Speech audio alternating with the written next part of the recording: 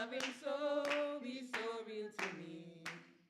When I get there, when I get there, oh, I will sing and shout. When I get there, hallelujah, praise ye the Lord.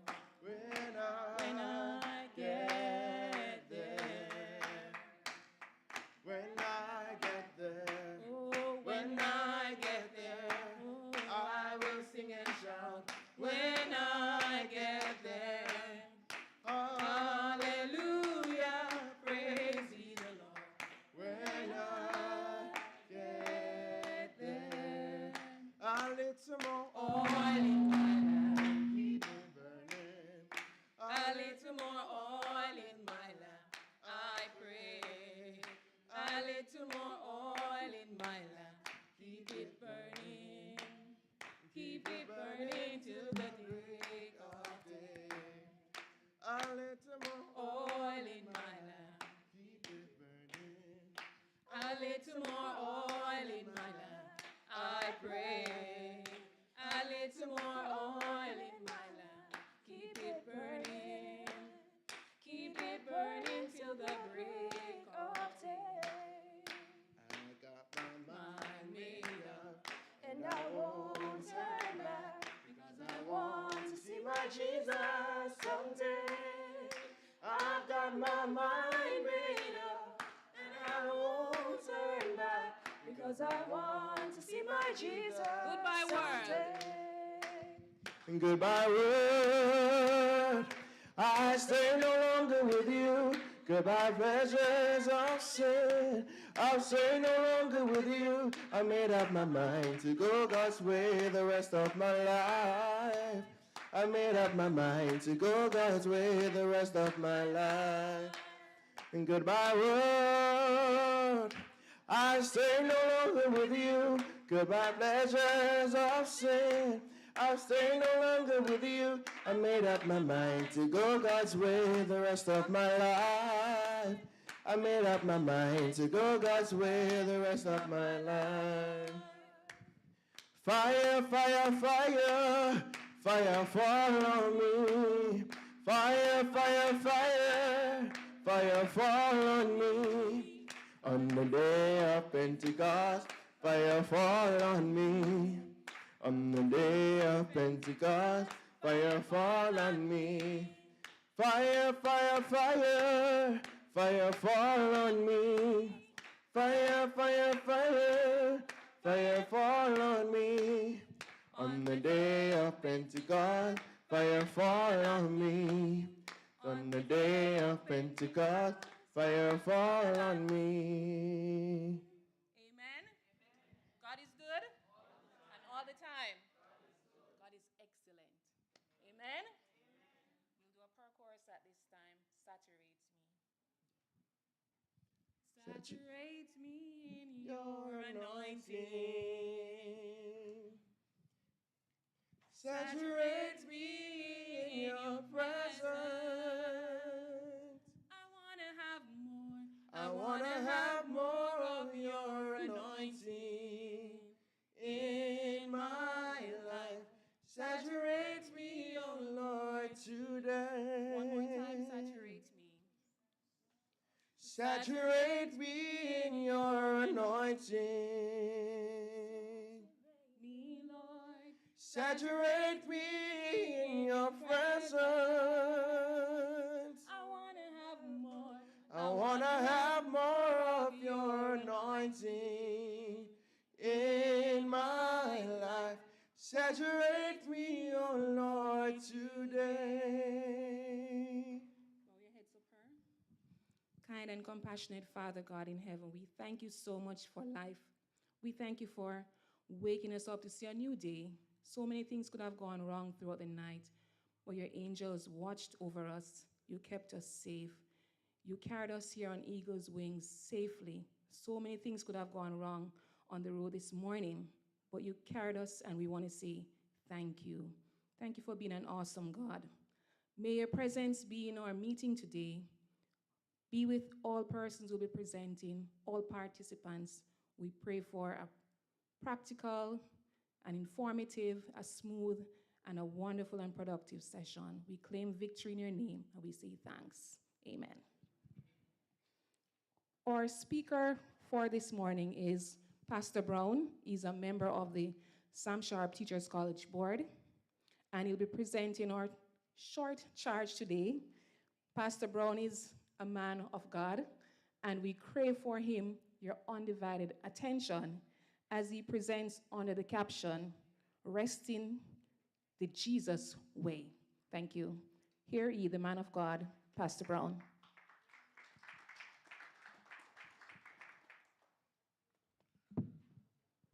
Brothers and sisters in Christ, good morning. I read for us from St. Matthew chapter 11, verses 28 to 30.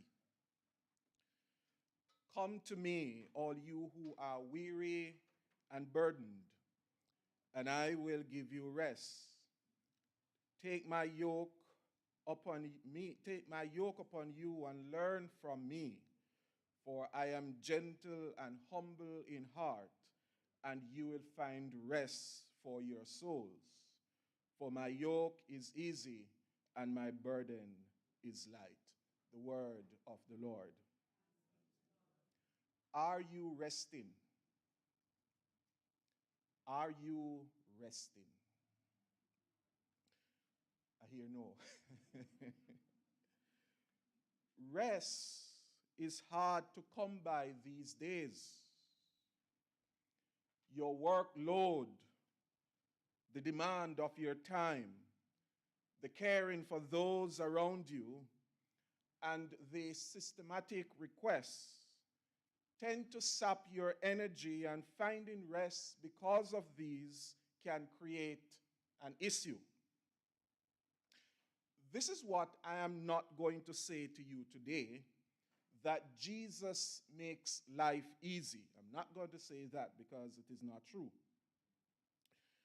I don't actually believe that Jesus will make life easy for all of us.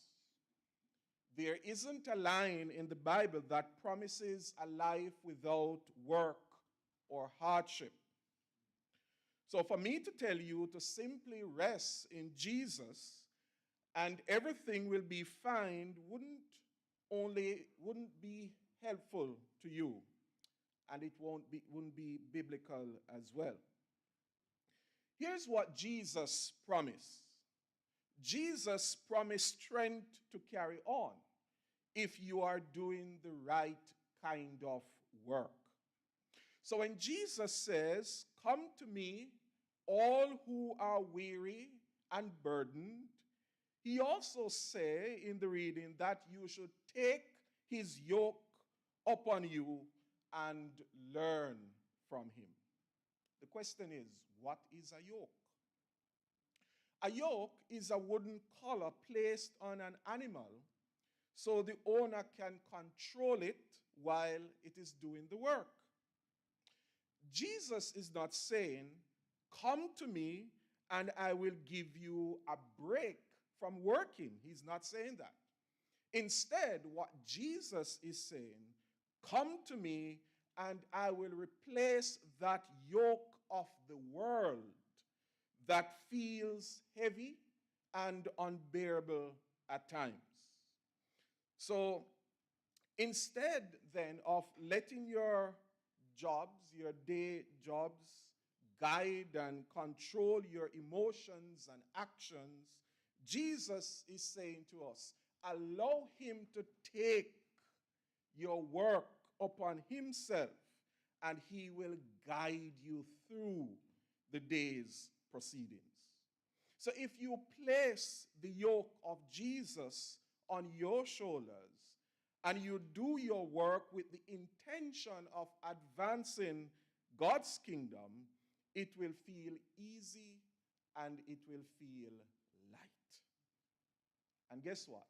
By doing that, you will find joy and happiness in your daily activities. So the other question then that we need to answer is this: how do we find joy, happiness in moments when we are tired? First, you pray. Pray for your students, pray for your co-workers, pray for your community, and pray for yourself. Ask for guidance. You see, it is hard to hear the answers when you pray at first, but the answers will come if you stick to God in prayer. If you stick to God in prayer and allow the yoke of Jesus to rest upon you, or allow Jesus to lead you through, you will find yourself going through your daily activities with a calm spirit, with an attitude that comes what may. At the end of the day, I will be all right because the strength of Jesus resides with me. The second thing we need to do is that as we think about resting in Jesus Christ, we have to start replacing the language, the thoughts of our minds with words of affirmation. So this goes for yourself as well as for everybody that you will encounter. You, your students, those in administration, those in public service, everybody. Once you come in the space where persons are, you have to see everybody as a child of God. And the thing, as you do that, you have to understand that you are gifted, you are fearfully, and you are wonderfully made, and you should be treated as such. So when you go into the space of work, into your workspace, just remember that you are on a mission for Jesus. You're on a mission to do the work that Jesus would do if he was here. Remember that you are on the work, you're on the mission to love all that come in contact with you and to transform the lives of those who are there around you. Sometimes in transforming the hearts and minds of those around you, it means that you will have to speak love into their lives. And you will have to speak the hard truth as well. And sometimes you will have to be gentle with some persons because that's how Jesus approached the whole mission field while he was here. But as you turn and as you rest in Jesus, as you change your thought process and as you replace your thought process with words of affirmation, remember that where you are strategically placed, you are there to represent Jesus Christ. And then you may say, it is easier said than done. But that's what Jesus wants all of us to do. Jesus wants us to follow him and to do his work. Jesus wants us to allow him to take our burden upon himself. And Jesus wants us to do the work he has called us to do. So as I close, set your sights, your eyes on the duty that Jesus called you to do, not the one the world is burdening you with. So write the lesson plans, teach the small groups, write the emails, encourage those who are around you, but do it with an understanding that you are advancing God's kingdom where you are. So friends, allow yourselves then to find rest in Jesus Christ. If you are tired and you go to the psychologist, maybe the psychologist will encourage you to take a trip up to Dunn's River to rest. But the ultimate rest that all of us require is that rest in Jesus Christ. So as you go through this week, remember to rest in Jesus Christ. Amen. Let us pray. Gracious God, we thank you for your rest. We thank you for your peace that surpasses all understanding. We pray for this conference, Lord, and we ask for your Spirit to guide the thoughts, to guide the presenters, and to guide all activities. May your wisdom, O Lord, rest upon us and in this conference. And as we share, may we continue to rest in you, we pray, through your Son, Jesus the Christ, our Lord. Amen. The Lord be with you, brothers and sisters. Thank you.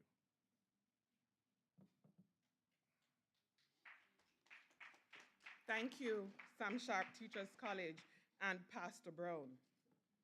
The Honorable Favour Williams, Minister of Education and Youth, His Worship the Mayor of Portmore, Leroy Williams, Montego Bay,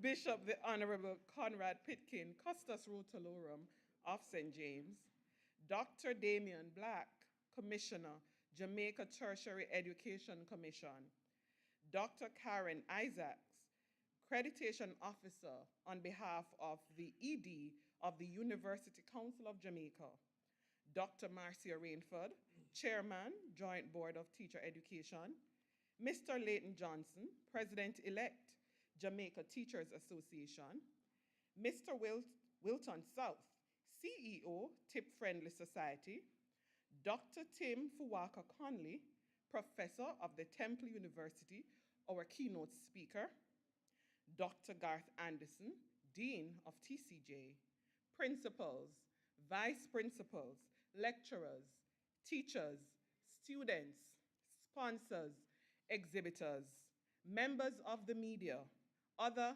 invited guests, our online audience, good morning. Welcome to the TCJ Biennial Research Conference. I am delighted to have you all here today as we gather to discuss and showcase the latest research findings across a wide range of disciplines. Our theme, Preparing Teachers for the Next Education Task Force, Implications for National Development, was intentionally selected as we believe the 21st century learners are depending on the emerging skill set residing in and through current and future stakeholders of education. This conference is a unique opportunity for researchers, scholars, and practitioners to come together, exchange ideas, and collaborate on some of the most pressing issues of our time. Over the next few days, we will have a chance to hear from prominent speakers, attend thought-provoking sessions, engage in lively discussions, and network with colleagues. I hope that you find this conference informative, inspiring, and productive. Now, we had a slight change in how things were arranged under the program to facilitate some of our specially invited guests. And so at this time, I want to invite, with the remarks and greetings, the Dean of TCJ, Dr. Garth Anderson. Please make him welcome.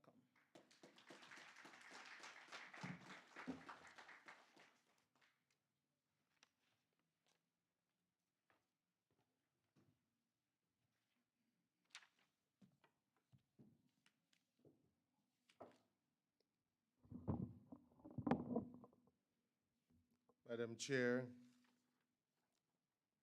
Minister of Education, Minister Favour Williams, our guest speaker, Dr. Connolly, other distinguished ladies and gentlemen on the platform, in the audience, good morning. Today we meet at a most critical time as leaders, students, policymakers, and practitioners in education. I almost use the word politicians, but I'm going to stick with policymakers. This conference is geared towards providing stakeholders opportunities to share ideas, examine research findings, seek solutions to common challenges, and ultimately influence policies around education with the view of nurturing graduates who are innovative thinkers and global citizens who are socially balanced. The theme for the conference, preparing teachers for the next education task force, implications for national development, is quite timely. The rapid advancement of technologies such as artificial intelligence, machine learning, and robotics impact all industries, including education. If the education sector hopes to utilize AI's full potential, the focus must be to expose the present cadre of teachers, and indeed the next generation of teachers, to the transformative nature of technology in our classrooms. Teaching and learning must be restructured and aligned to the evolution in progress. The most recent discussions around artificial intelligence is a fear that it may overtake human beings, crossing moral and ethical boundaries. In addition, educators generally fear that the future of AI technology might replace the role of the teacher altogether. Fortunately, I have good news, I believe. It does not look like teachers are at risk of being replaced by robots at any time soon. While AI programs can teach students literacy or mathematics or any subject, the more complex impartation of social and emotional skills will remain in the domain of human beings. Let's not fear. We, however, cannot ignore the impact of ChatGPT on the integrity of our quality assurance systems in our various colleges, and indeed the system overall. Despite the obvious challenges and opportunities with technology in our classrooms, the attitude must be to embrace, seek better understanding, and see AI as an enabling tool to enhance our craft. As teacher trainers, students, policymakers, and practitioners in education, the new paradigm we are now in is projected to continue on a rapid growth path. Global Market Insight, Inc. predicts that AI education market have a market value of about $20 billion by 2027. As generations of students grow up with technology at their fingertips, teachers must retool in order to be on the cutting edge of the new methodologies and innovations driving teaching and learning. As technology and society continue to evolve and develop, the way we learn will continue to change for children and adults alike. Alvin Toffler states that the illiterate of the 21st century will not be those who cannot read and write, but those who cannot learn, unlearn, and relearn. The demands of the fourth industrial revolution has significant implications for the training of teachers and the provision of education at all levels. The new classroom demands not just embracing the new technologies, but also to examine how we prepare teachers. The historical held view that the teacher is all things to all men and women must be changed. The teacher must be treated as a specialist working as part of a team to respond to the needs of students. The new work environment requires collaboration, teamwork, partnership, and innovative thinking. Only in the teaching profession, teachers are expected to wear several hats: teacher, doctor, counselor, mentor, coach, parents, fundraising coordinators, and the list goes on. It is not so, for example, in the medical profession. When you visit the hospital, you have several specialists: nurse, eye doctor, foot doctor, nose doctor, you name them, right? Heart doctor, all working together to diagnose and treat. But that is not the case in education. The one teacher must treat with all the issues. The team-based approach would greatly enhance the practice of education, but requires serious investment to establish adequately these teams in our educational institutions. Education is the single most important tool to build a robust, productive, and wholesome society. John Dewey, a noted education philosopher, posited that education is not just preparation for life, it is life itself. The quality of our education system cannot be better than the quality of our teachers. Subsequently, investment in teacher education must be seen as a priority if we are indeed serious about the growth and development of our nation. An investment in our teachers is an investment in our teachers is an investment in our students. This transformation that is upon us due to the advancement in technology calls for bold leadership at all levels of the education system, thinking that is far outside the box and disruptive. If we are to produce learners that are competitive in the global village.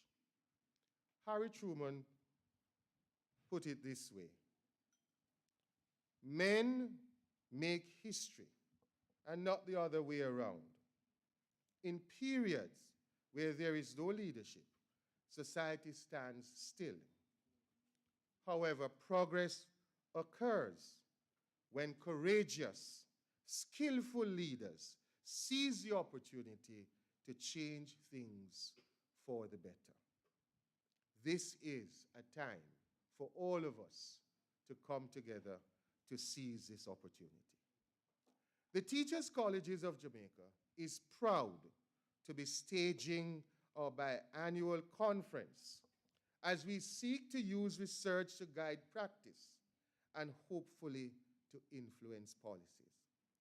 I'm sure the Honorable Minister is proud to be here because she's seen firsthand what the research grant that we should get from the ministry can do and will do.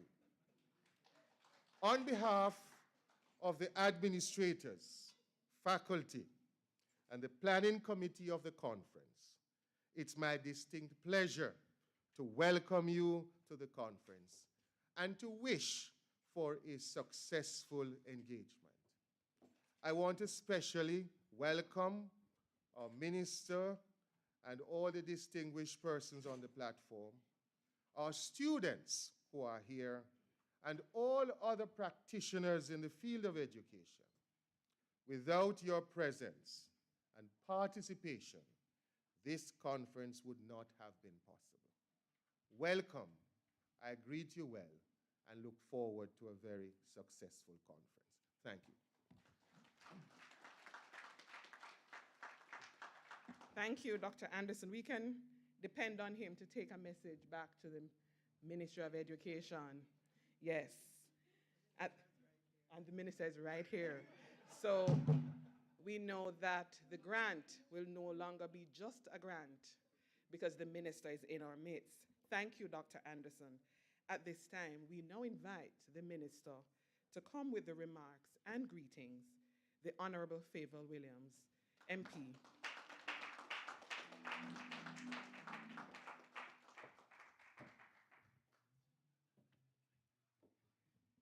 Good morning, everyone. Round of applause for those who were on time this morning. A round of applause for those who are on the way. Can we ask for journeying mercy for them to get here safely? Yes. And in keeping with the theme with which we started this morning, I'm going to say God is good all the time. Awesome, awesome.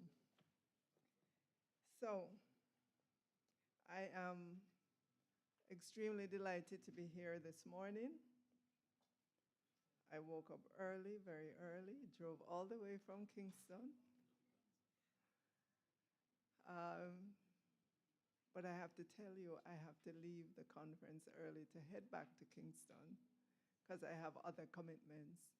My desire would be to be here for these 2 days to really see the many sessions and to understand more deeply what is needed in our teaching profession. In the way Mr.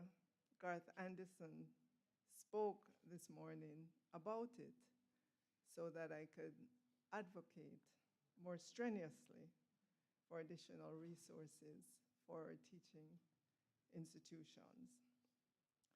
But let me acknowledge Conference Chair, Ms. Ava Marie Reed, His Worship, the Mayor of Montego Bay, Leroy Williams, Bishop, the Honorable Conrad Pitkin, Custos Rotularium, St. James. I know we have the President-elect of the Jamaica Teachers College here, Jamaica Teachers Association, I beg your pardon, Mr. Leighton Johnson is here as well this morning. We have many executives, leaders in our teachers' colleges and other institutions. Let me say welcome to the keynote speaker, Mr. Tim Fukawa Connolly. And is that a double-barreled name? Okay. Professor in the Department of Teaching and Learning, Temple University, no stranger to Jamaica. Faculty and staff of the member institutions of the Teachers Colleges of Jamaica, teachers, students, school administrators, members of the media, members of my own team from the Ministry of Education and Youth, good morning. Thank you for the invitation to join you at today's opening session of the Teachers Colleges of Jamaica biannual conference under the theme, Preparing Teachers for the Next Education Task Force, Implications for National Development. And I have to tell you, I love the theme. It's forward-looking. It is thinking about the impact of the preparation of our teachers on nation building and development. The Ministry of Education and Youth welcomes the dialogue and focus on teacher preparation within the context of the national efforts at transforming the education sector to yield greater efficiency so that our teachers get paid on time every month and there are no errors in their paycheck, right? You agree? Right? That's where the efficiency comes from, right? Because it all leads into our teachers being happier in the classroom, right? Which means, okay, good. But transforming education is also expected to deliver better student academic performance. It was a joy and delight recently to be at the Michael University College to welcome over 2,000 newly graduated teachers. With all the negatives that some would have us believe about teaching, I wholeheartedly believe that teaching remains an attractive profession. What other profession allows you to shape minds the way you can in teaching? Yes, not everything is perfect. However, it warmed my heart to see over 2,000 newly graduated teachers at that institution. Obviously, they were all from different institutions, but they were gathered for a special day organized by the Jamaica Teaching Council. As key participants and stakeholders in education, meaningful transformation can only happen if we involve your perspectives and engagement. Allied to this must be continuing professional development that helps teachers keep pace with innovation and technological development in the field. Professional development workshops and research conferences such as this one also help teachers to examine new developments in pedagogy and at the same time improve their classroom skills. You know as well as I know that collaborative problem solving leads to better outcomes. People are more likely to take calculated risks that lead to innovation if they have the support of a team behind them. And that team has to include our teachers' colleges. Yes. So for example, it has to. So for example, we know that there are long-term benefits of a learner-centered approach to teaching and learning. We talk about this, but if you visit any one of our classrooms in our 1,010 primary and secondary schools across Jamaica, I don't believe that you will see this in practice in the way that it should be. And why is that? We know that student-centered learning gives students the opportunity to decide what materials they learn and how they learn it. They choose not only what to study, but also how and why that topic might be of interest. There are other schools that have done it successfully, but for some, it may sound scary. It's not what we're used to. To make a change would mean that we're changing centuries of tradition in teaching, in which the teacher has been seen as the fount of all knowledge. We don't see much project-based learning in our classrooms either. Yes, if you're taking SBA, you may be working on a project, but if you go down into our primary schools, not on a consistent basis. Yes, you know, when we're having an environmental day or some particular topic, that may be the case. But just recently I visited a school in Colombia. Project-based learning was the norm throughout all classes, from primary through to high school, early grades. And like I said, it wasn't because it was a particular day and a particular topic. It was the everyday teaching and learning experience. On this particular day, in a particular class, believe it or not, they were looking on stratification in society. And these were not sixth formers in high school. These were primary school students, no more than 8 years old.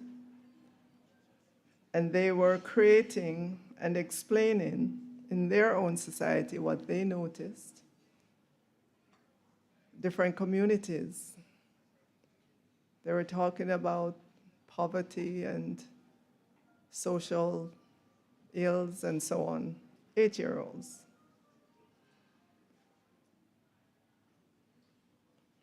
Mr. Anderson just spoke about the team-based approach that we should have, and I totally agree.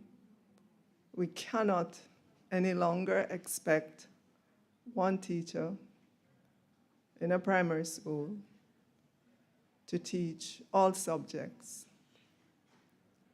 We've begun the specialist teaching model in our primary schools. Yes, I know it's early days, but I'm not so sure that we're seeing the enthusiasm that we thought we would see. But we will persevere, we will listen, we will rework, because we're committed to making the change and making it work. But as I said earlier on, we need our teachers' colleges to be there with us, because that is where our teachers get their confidence. That is the reference point to which they can always call back onto. And so if our teachers' colleges are going one way and the Ministry of Education and Youth is going another way, it's not going to work. We need that very strong, tight collaboration with our teachers' colleges. And I know that they are willing to have that partnership. Technology in our classrooms. We had been talking about this well before the COVID pandemic, but the movement was slow, small. Yes, it required investment from government, which we saw accelerated during the pandemic. We saw our teachers step forward to be trained in the virtual space. Government made a lot of investment in devices for students, and we were able to get the sector through COVID. Yes, there has been learning loss, which we are making up, but the disappointing news about it is that now that we are post-COVID, we're not seeing the continuation of technology in our classrooms. We have ensured, as I stand here today, that all of our primary school teachers have laptops. Things can be downloaded and brought to the classroom. As I stand here today, we are ensuring that all of our secondary school teachers have laptops. That has started already. As I stand here today, we are ensuring that all the ICT labs in our secondary schools are upgraded. That has started. But we're not seeing the use. We're not seeing technology in our classrooms. And as I stand here today, I know that we are about 50% of the way there in ensuring that there is broadband connectivity in our schools. We're not completed yet. Our goal is to have Wi-Fi across the campus of our schools, primary, secondary, early childhood, so that it's available in classrooms in our schools. We're 50% of the way in terms of bringing the broadband connectivity to schools. We're still in the procurement process of ensuring that we have the just the propagation of Wi-Fi at schools. But we would love to be encouraged. We want to know that the investment is not just going to gather dust, that our teachers will be using it in our classrooms to enrich the teaching and learning experience. Just recently, we announced for every child in our primary and secondary school access to Microsoft 365 license, every single child in Jamaica. Microsoft Word, Excel, Team, the entire platform, PowerPoint. And when I look at the numbers in terms of the download, we sent an email out to every child with the MOEY email with directions to download. We've sent bulletins to our principals to encourage to make it known in their schools. And when we look at the data in terms of the download, it's not encouraging at all. So I want to use this forum here today to encourage you when you go back to your schools, if you're teachers, to speak with your principals, if you're principals, to find out what's happening, why aren't students downloading? And we know students have devices. Yes, not every student has a device, but we continue as a government to ensure that our students can remain connected. Additionally, the Jamaica Teaching Council has over the years made available many professional development classes. This is something that's going to be required in the new teaching regime, the new regime that's on the horizon in which teachers will be required to be licensed. Professional development will be mandatory. Currently, when we look at the numbers as to the take-up, they're very low. Saying all of this because there continues to be the complaint about resources. Again, we want to be encouraged that when we make the investments, we see the take-up. When I started as Minister of Education, one of the complaints I got was how many hours teachers had to sacrifice on weekends, creating lesson plans. And I took it on, and I said, we have to take that burden off our teachers. And we employed our teaching colleges to help us to create lesson plans, the same colleges that our teachers would have gone to and learned about lesson plans. Again, when we look at the take-up, extremely low, not used. We've spent millions of dollars for lesson plans. So I hope that over these next 2 days, the many sessions that there will be, that you will be present, not just physically, but mentally as well. When I look at the topics, honestly, I wish I could be here today. I see reimagining teaching in Jamaica. I see discipline, appropriate pedagogical practices for education transformation. I see research and publication guiding a data-driven mandate. I see a lot of very interesting topics here. Well, over the next 3 days, I'm seeing it's a 3-day conference, and I'm going to encourage our teachers. We are committed as a government, as a country, to ensure that we continue to provide for the sector. I am committed to working with our teachers' colleges to get more resources into them to help to improve their physical environment as well.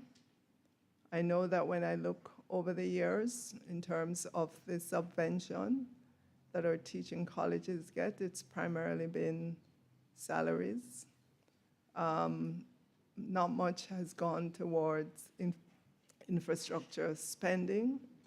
And as we look at tertiary, and we are in the process of drafting the higher education policy, we have to bring that on as something that we need to do. Our colleges over the years have not gotten the level of spending in terms of infrastructure that they should be getting. We want more of our population to be educated. We want more of our population to have a higher education degree, whether it be in the teaching profession or otherwise. And we are committed to staying the course to ensure that this happens. Early days yet in terms of the Jamaica Transformation Education Commission report, 365 recommendations. Within the Ministry of Education and Youth, we have been interrogating, we have been prioritizing, we have been estimating budgets, and in short order, Jamaicans will be hearing from the Transformation Oversight Committee as to exactly where we are in this process, what our expectations are for time frame, for budgets, and so on. As Mr. Anderson said earlier on, AI, artificial intelligence, is not likely to replace human beings anytime soon.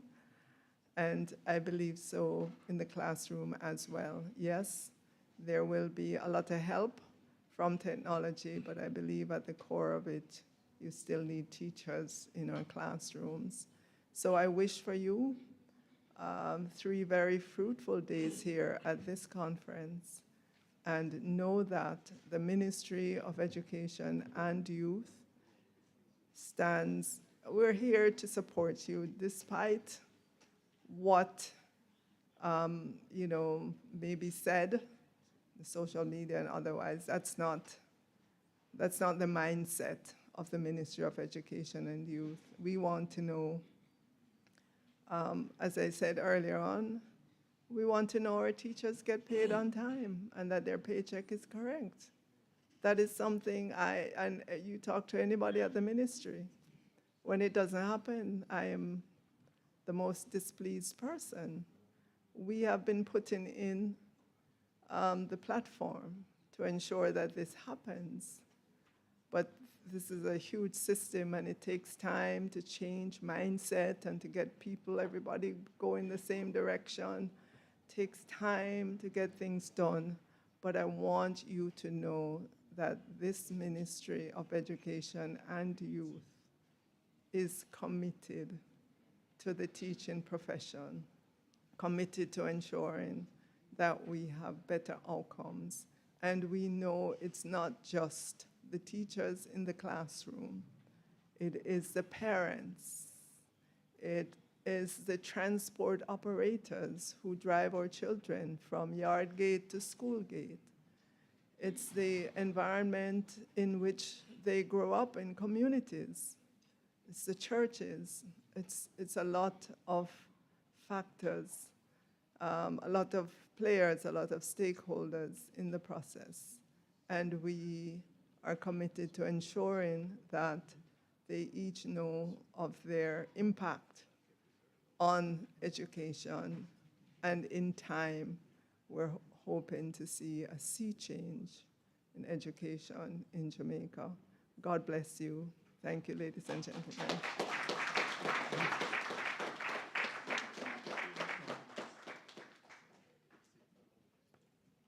Thank you, Minister.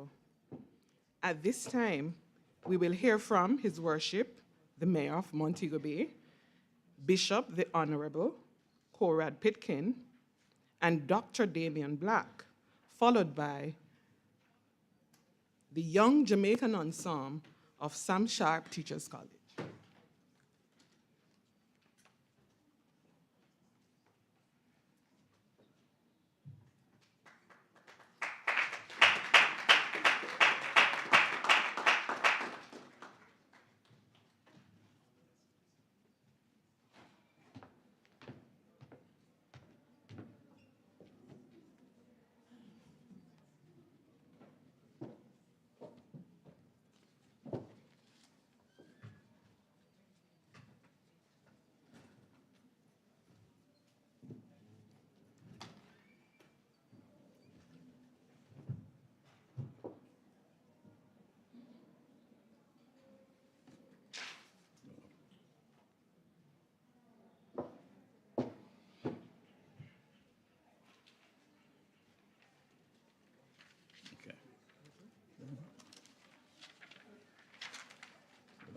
Thank you. Let me have, there's another one.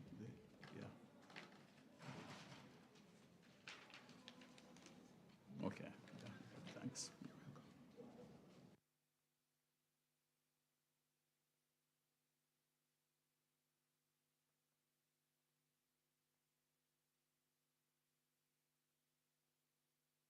Very much, Madam Chair.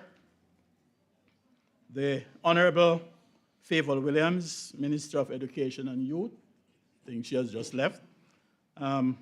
Bishop, the Honorable Conrad Pitkin, Custos Rotolorum of St. James, Dr. Damian Black, Commissioner Director, Jamaica Tertiary Education Commission, Mrs. Althea Heron, Executive Director, the University Council of Jamaica, Dr. Marcia Rainford, Chairman, Joint Board of Teacher Education, Mr. Leighton Johnson, President-elect, Jamaica Teachers Association, Mr. Wilton South, CEO, TIP Friendly Society, Dr. Tim Fuwaka Connolly, Professor, Temple University, or keynote speaker, Dr. Garth Anderson, Dean, TCJ, Principal, Church Teachers College, principals, vice principals, lecturers, teachers, students,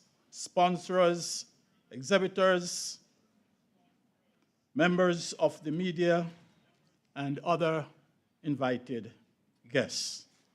Good morning.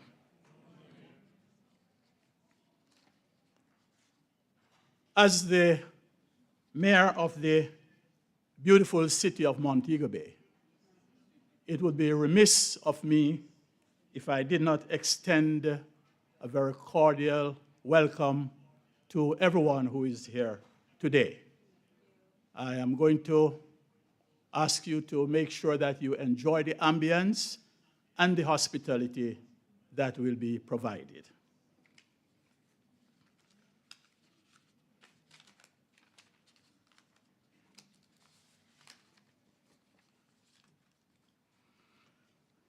A nation without educators can be compared to a village on the brink of extinction. I am pleased to have been granted the opportunity to greet you on behalf of the Political Directorate and staff of the St. James Municipal Corporation and, of course, as the Mayor of Montego Bay.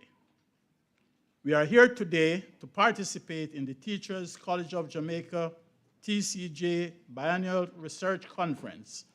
This particular gathering is focused on activities that are expected to aid the process of what I would consider to be a form of academic renovation.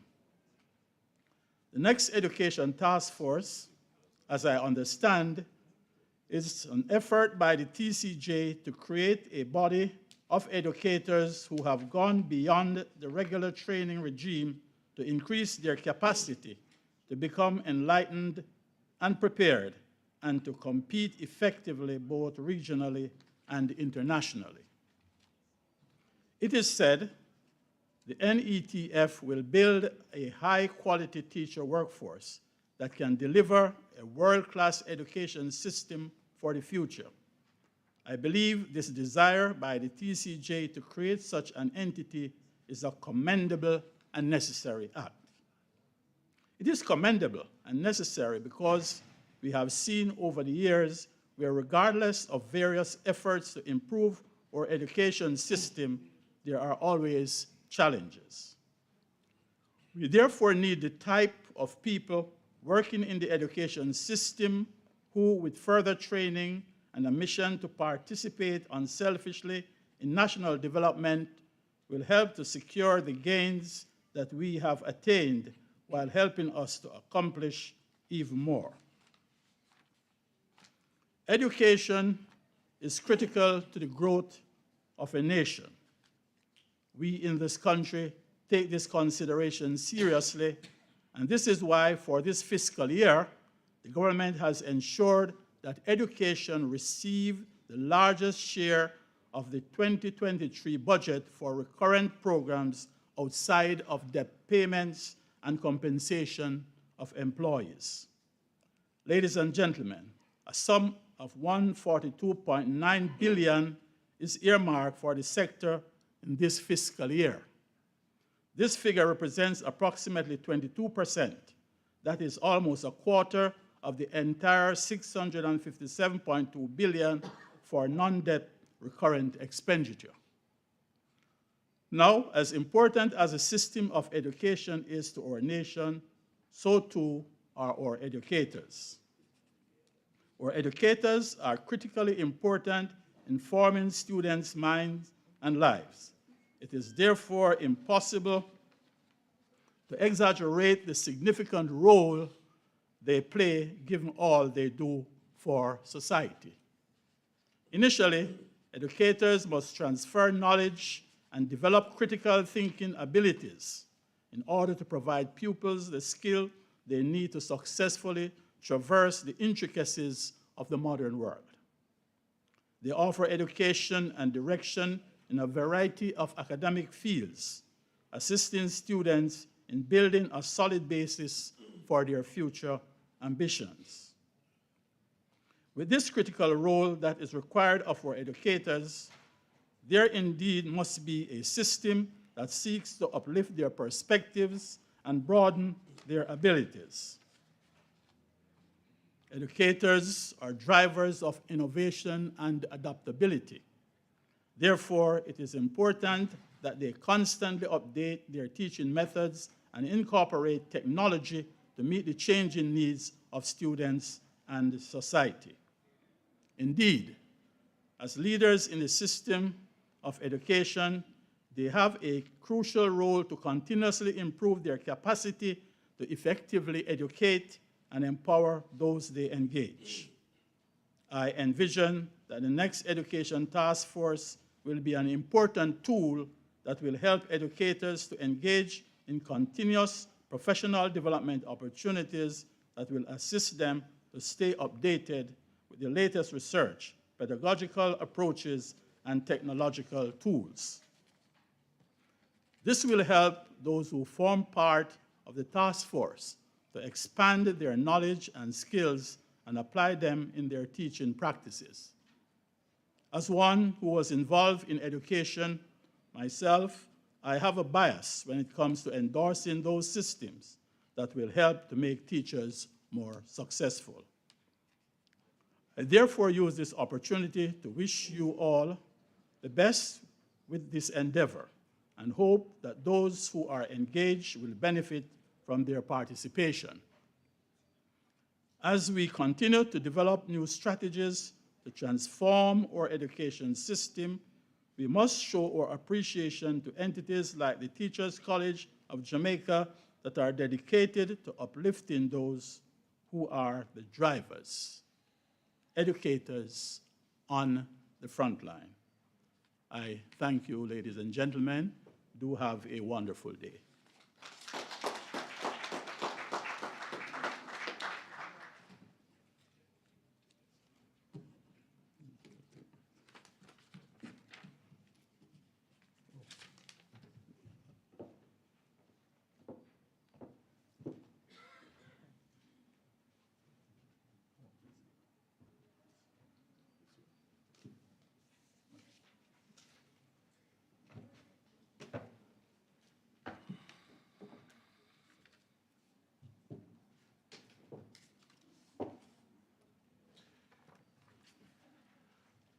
Thank you, Madam Chair.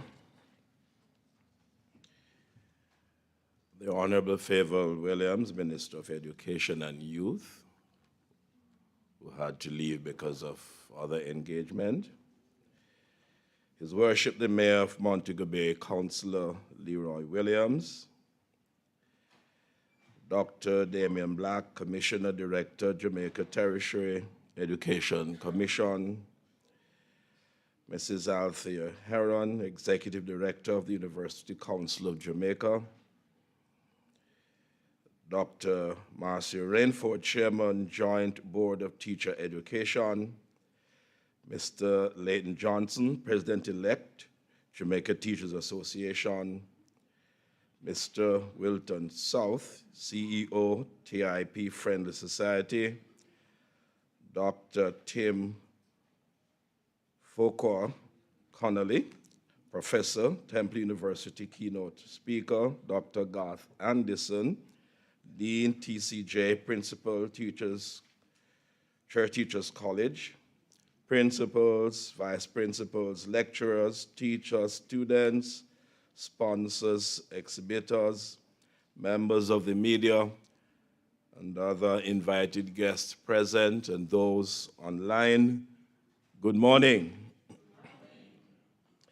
It is indeed a pleasure to be here with you today at this, your opening ceremony of your biennial research conference. It seems you're getting a lot of welcome today. So as the first citizen for the parish, I joined my first citizen of my city, His Worship the Mayor, to extend to you a cordial welcome to the beautiful parish of St. James.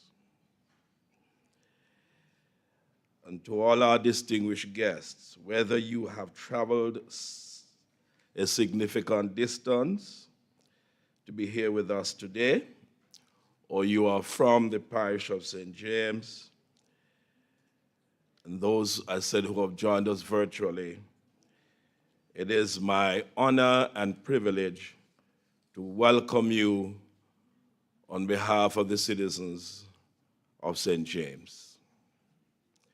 As custos of this parish, there is no better place than Montego Bay for you to host this year's conference.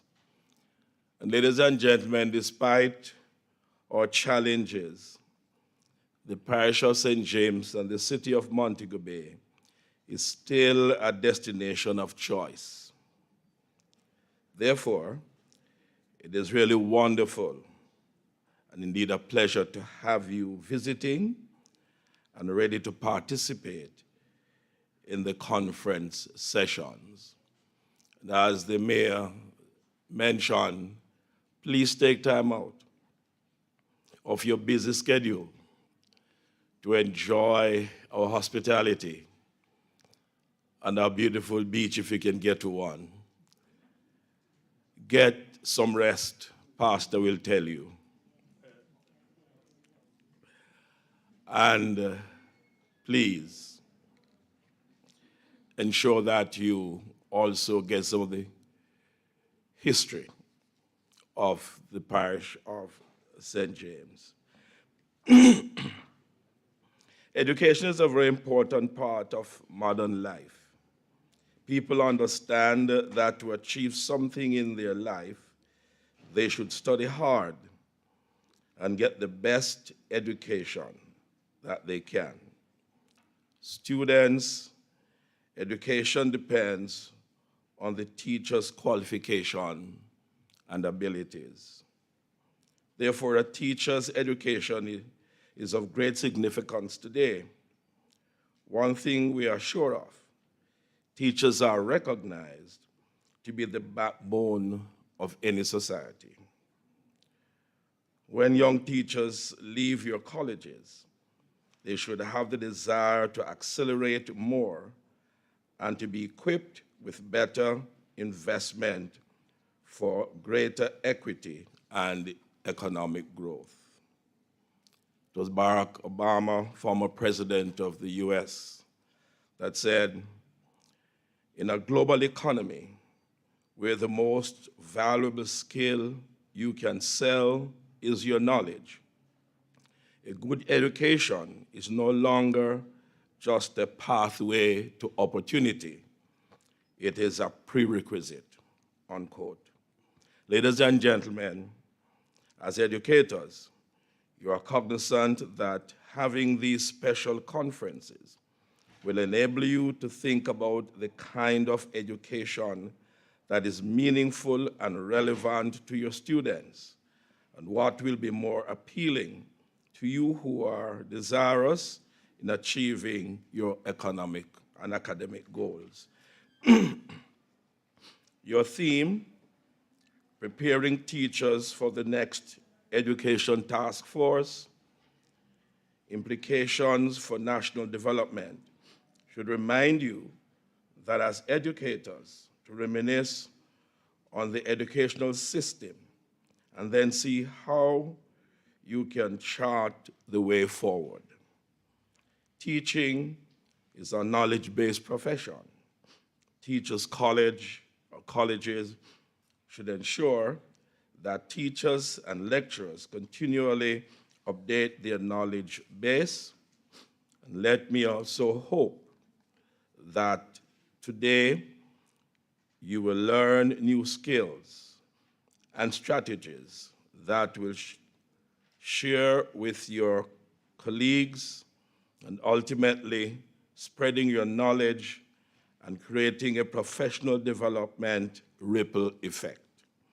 Finally, I wish this conference every success, and it is my hope that every one of you will have a fruitful and meaningful exchange. Thank you, God bless you, and God bless Jamaica land we love.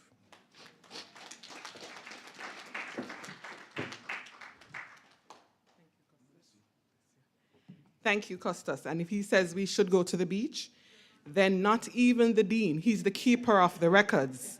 All right, and so we certainly will do so. At this time, we will move to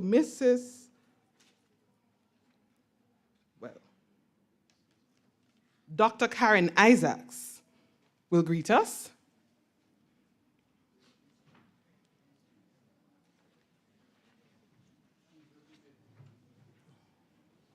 So she's here on behalf of the Executive Director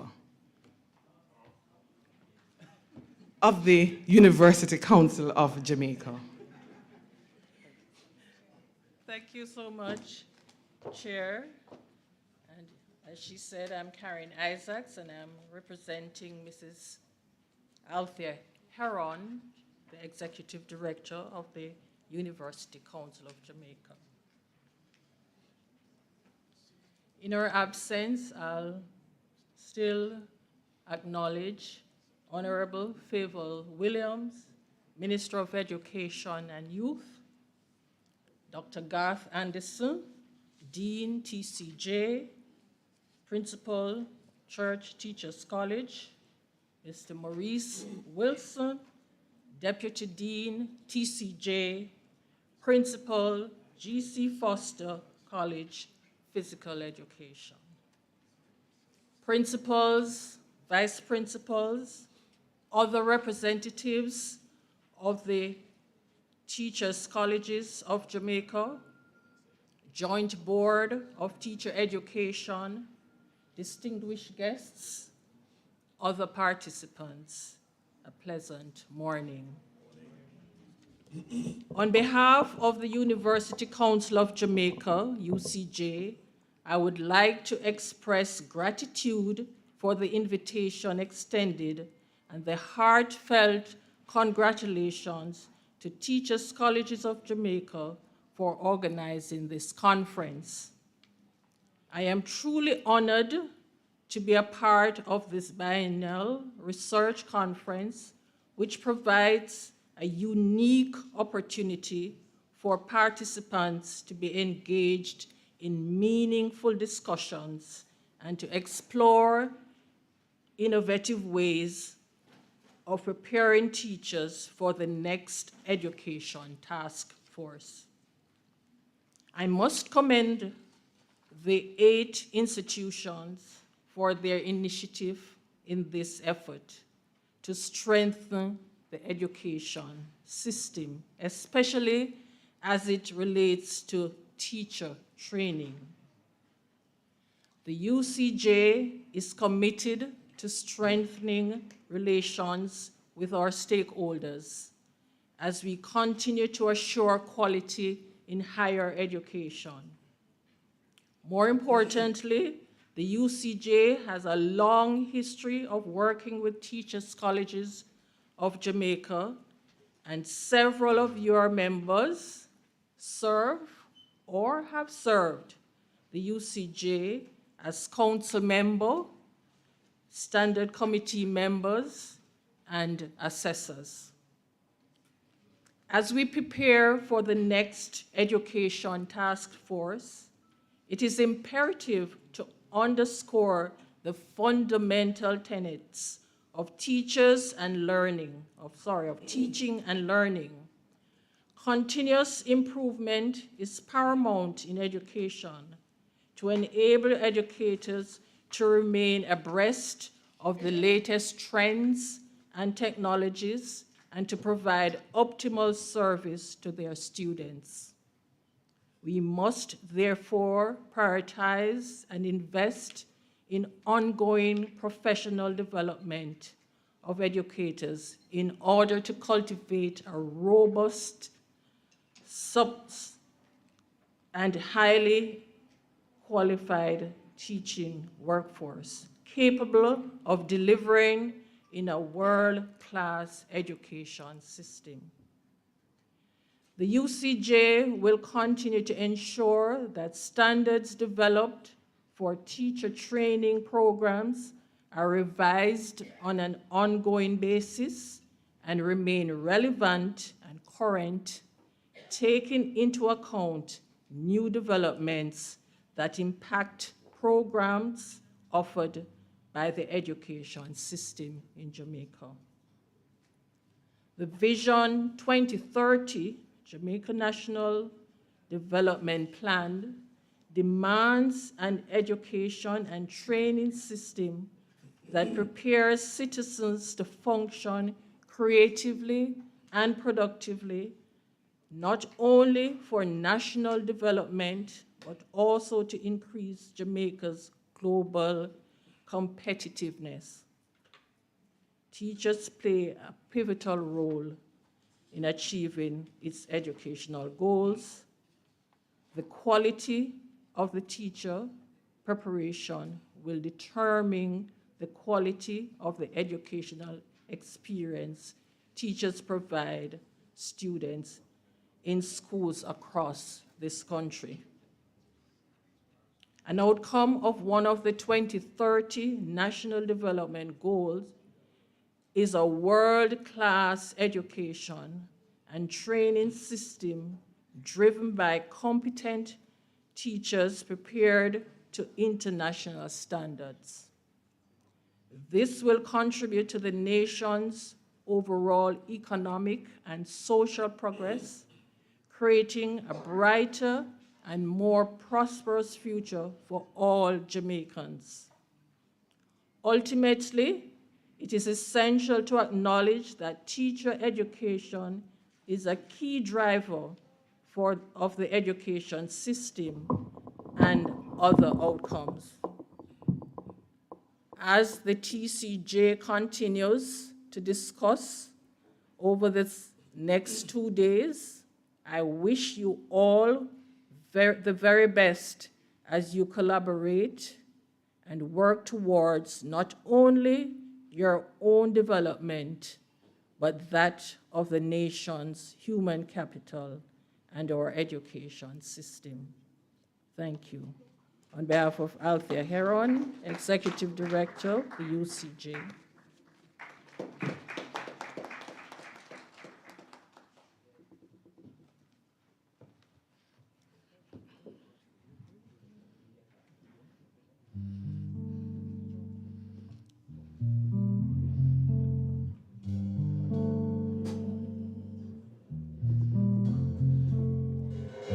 The room grew still as she made her way to Jesus.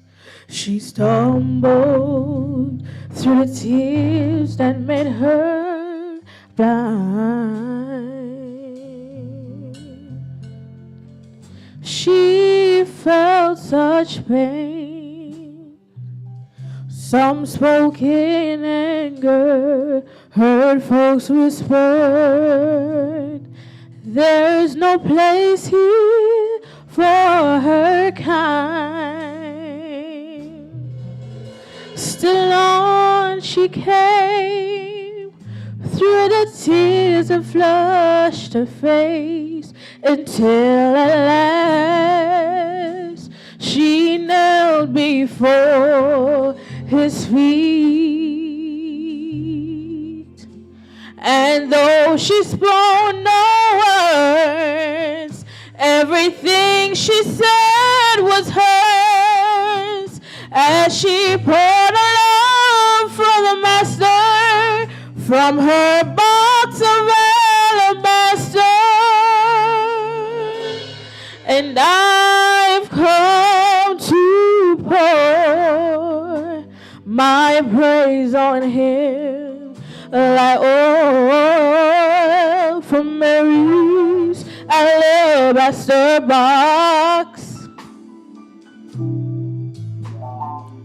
Oh, and don't be angry if I wash his feet with my tears and dry them with my hair. You were there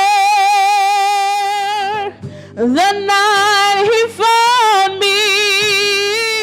You did not feel what I felt when he wrapped his loving arms around me. And you don't know the cost of the oil in my alabaster box.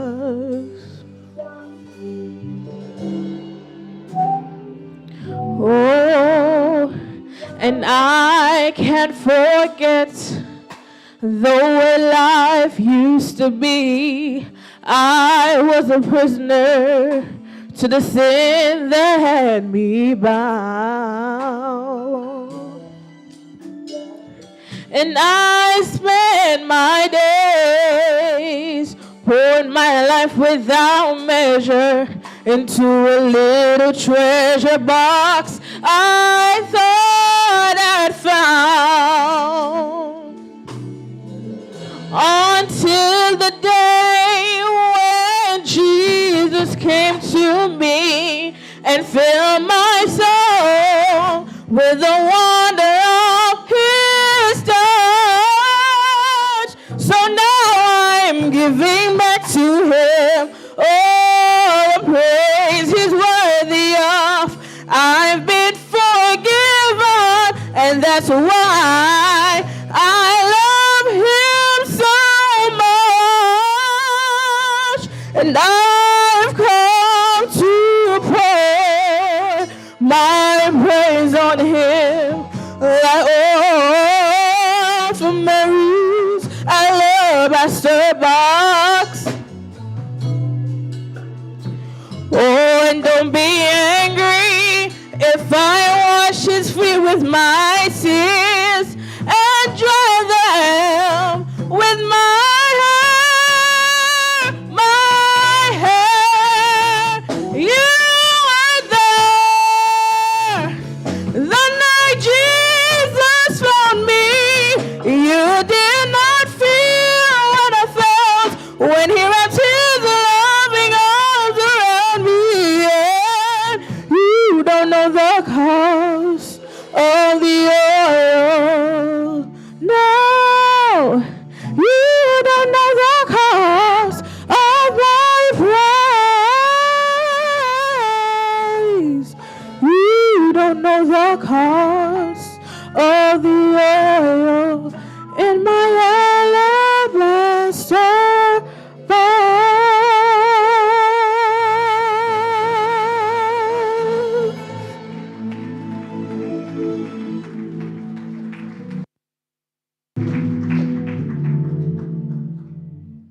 Thank you for your presentation. Lovely. At this time, we will hear from Dr. Marcia Rainford, Chairman, Joint Board of Teacher Education, followed by Mr. Leighton Johnson, President-elect, Jamaica Teachers Association, and then Mr. Wilton South, Chief Executive Officer of Tip Friendly Society. Please make them welcome. Thank you, Chair. I have a friend who would say, If I could sing like that, I wouldn't bother talk. I would just sing. In her absence, Honorable Minister of Education, Faithful Williams, Dr. Fukawa Connolly, keynote speaker, distinguished members at the head table, colleagues, friends, students, principals, media, everybody, good morning. I think it is still morning. Yes. On behalf of the Joint Board of Teacher Education, I want to wish warmest congratulations to the Teachers Colleges of Jamaica on the 2023 staging of the Biennial Research Conference under the theme, Preparing Teachers for the Next Education Task Force, Implications for National Development. There is a very important tripartite partnership among the Joint Board of Teacher Education, the Teachers Colleges of Jamaica, and the School of Education. And it's important for several reasons. One such is that it embodies a harmonization of intellect, skills, and competencies for advancing teacher education and teacher professional development throughout the education system. It facilitates the blending of talents prioritized to achieve national and regional development. And how is this done? Through collaborative research, contextualized framing of educational challenges for solutions, recommendations of relevant policy directions, and the delivery of effective teacher education programs. And so, staging a conference such as this is an excellent idea, and this year's theme is opportune. Educational institutions, and particularly those involved in teacher education, must redouble our efforts, and I say our here deliberately, to strategize to ensure that graduates of our programs are not only proficient in their content discipline and instructional competence, but also that they possess the qualities to propel them to fight for national cause. And I would just want to add, as Dr. Anderson had said earlier this morning, that the teacher is everything. The teacher educator has to think about the context in which we're not just teaching the subject disciplines, but we create opportunities for young people to showcase their talent, to hone those skills, because these very young people are going to take those attitudes back into the classrooms. And it is so important that we recognize it's not just about book and pencil and chalk and talk, but it's about development of the human being. And that is very important. So teacher educators are at the nexus of this undertaking, and so our roles are crucial and cannot be overemphasized. Consequently, through this conference, the Teachers Colleges of Jamaica will open avenues of possibilities to entertain perspectives on the current and future status of teacher education in the operation of the Next Education Task Force, guiding philosophies, pedagogical and curricular practices, and other factors that will influence the upward trajectory of growth and development this country and the region desire and deserve. The Joint Board of Teacher Education wishes you an intellectually stimulating and rewarding experience as you engage in educational discourse of the highest quality. We look forward to this conference, and as we continue our partnership with you to provide world-class educational experiences for Jamaica and the region. May the Lord bless you.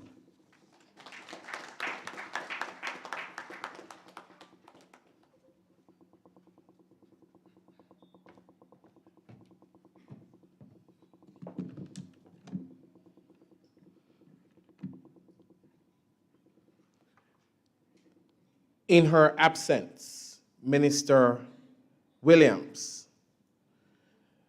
the Honorable Conrad Pitkin, Custos Rotolorium of St. James, His Worship the Mayor, Mr. Leroy Williams, other distinguished ladies and gentlemen on the platform, colleagues, principals, students in or company, good morning. Good morning. I use this opportunity on behalf of the Jamaica Teachers Association to commend and simultaneously congratulate the Teachers Colleges of Jamaica on the hosting of its biennial research conference. The context of our current existence is dictated by the advancements in technology, heavy reliance and dependence on artificial intelligence, and the ease at which we can access information on content or any subject discipline for that matter. The theme for the conference, Preparing Teachers for the Next Education Task Force, Implications for National Development, is quite relevant in the paradigm of our current realities. In this post-pandemic era, teachers must adapt. Teachers must now reform how they interact with curricula, and they must further diversify the assessment methods employed.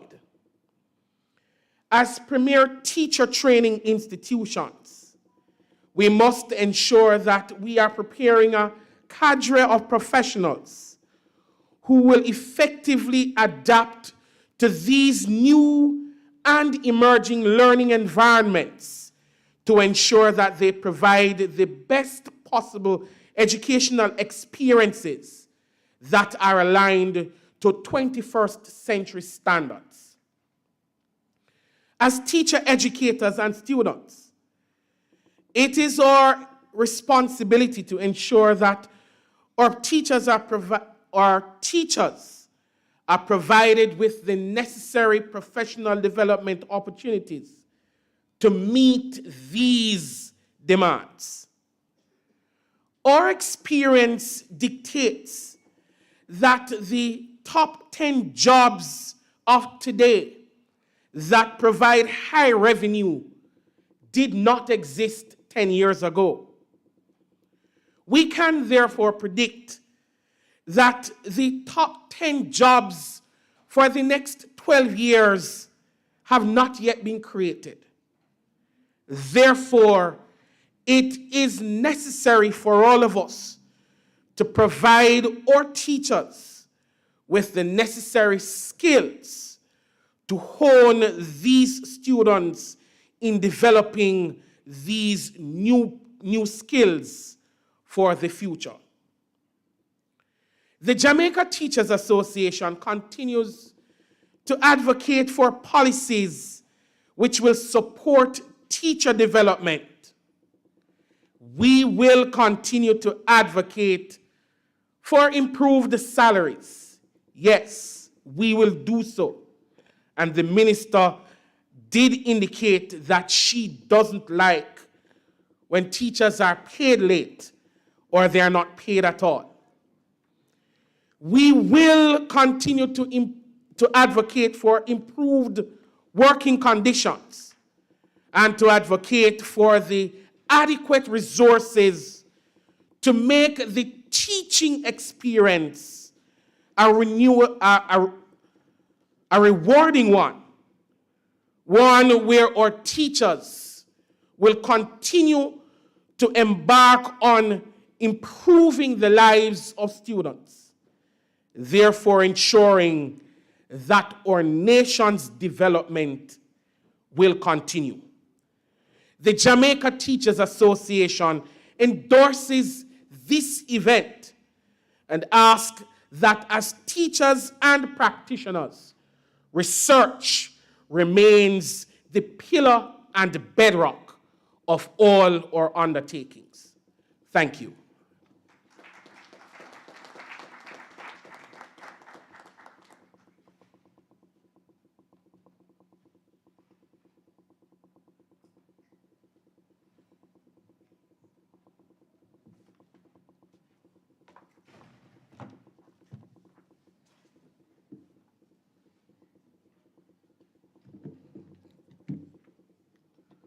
Chairman, Mrs. Avereed, His Worship, the Mayor of Montego Bay, Mr. Leroy Pitkin, the Worship of Montego Bay, Leroy Williams. My apologies, sir. My apology. I was what? Demoting you? I'm sorry. The Honorable Faval Williams in her absence. Bishop, the Honorable Conrad Pitkin, Custos Rotolorium St. James, other distinguished guests at the head table, ladies and gentlemen, good morning. It is still morning, I take it. I am indeed very pleased to bring you greetings from TIP Friendly Society. I am happy to be here with you and sharing with a wonderful group of people who are the bedrock of education in Jamaica. I am standing here because of my teachers. Thank you for the wonderful job you have done on me. When the request for sponsorship came to us, we said yes without hesitation. We are a Thank you. We are a multi-billion-dollar organization built by teachers and other workers in the education sector. We offer a very wide range of savings products amongst the best in the financial sector. And by now, everybody should have heard about TIP Lock and Key, TIP Platinum Eagle. Okay, just take up your magazine, look at the back of it. That's the start, okay? And I'll tell you more. We offer a wide range of loan products as well, and they are tailored to fit every need. Our rates are amongst the best in the market. We offer car loans, mortgage loans, quick cash loans. Of course, we offer a loan for just about anything that you have a need for, that you have financial need for. Last but not by any means least, we offer insurance products. And our insurance products cover just about every need. Living benefits, death benefits for your estate, because you know your obligations still remain even when you shall have departed this beautiful land, right? Our hospital and sickness benefits are unparalleled. And I just want to tell you that I want us to further this engagement. So we are placed right beside the door here. And when you shall have walked outside, I want you to just stop by our table, and we are happy to share with you our offerings. And thank you, Dr. Anderson. Have you ever heard about paternity benefits? I am not talking about the maternity benefits, because those are a given. The paternity benefits are new, hot off the press, new in the market. And I am telling you, you gentlemen here, who unlike our females, do not have, an age limit, it is designed for you. I want you to have a fantastic conference. The purpose is really right. And at Tip Friendly Society, we usually say, serving you is a pleasure. Have a wonderful day.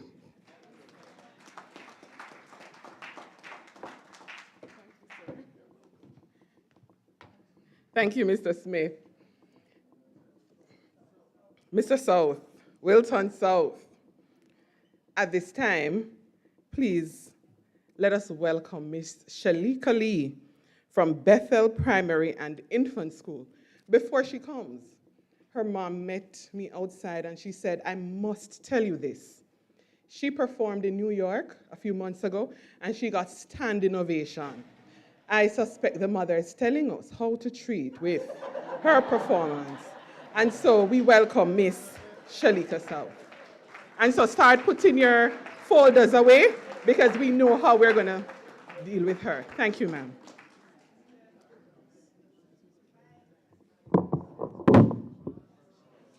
Good morning, everyone.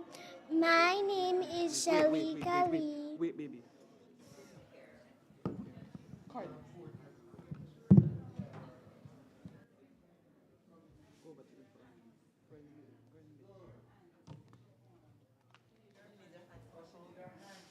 Oh.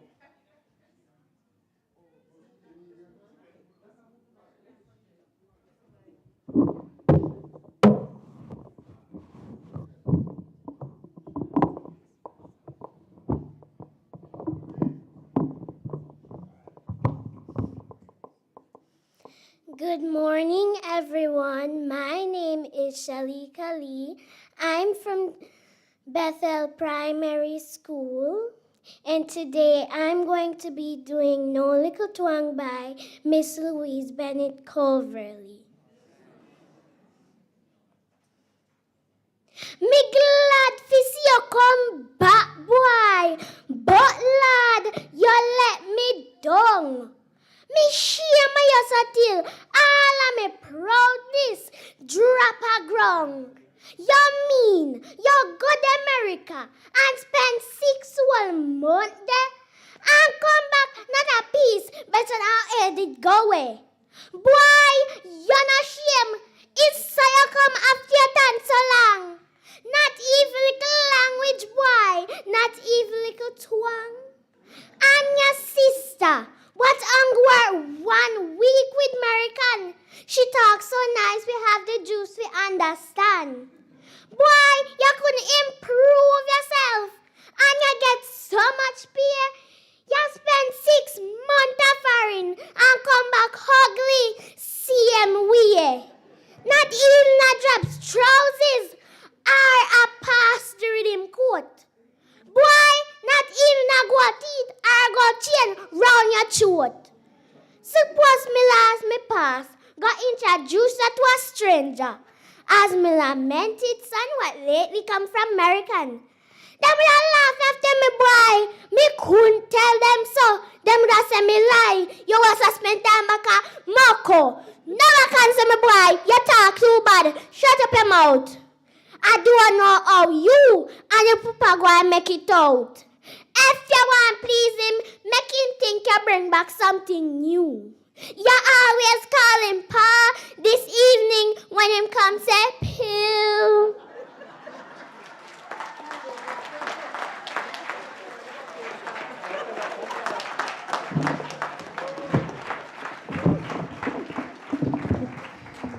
Thank you.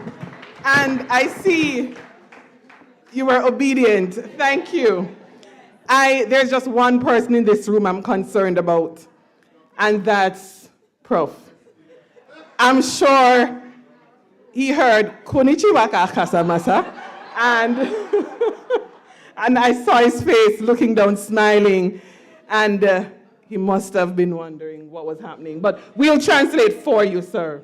At this time, we will have the introduction of our keynote speaker to be read by Dr. Sharon Gardner, Vice Principal, Academic Affairs, Bethlehem Moravian College.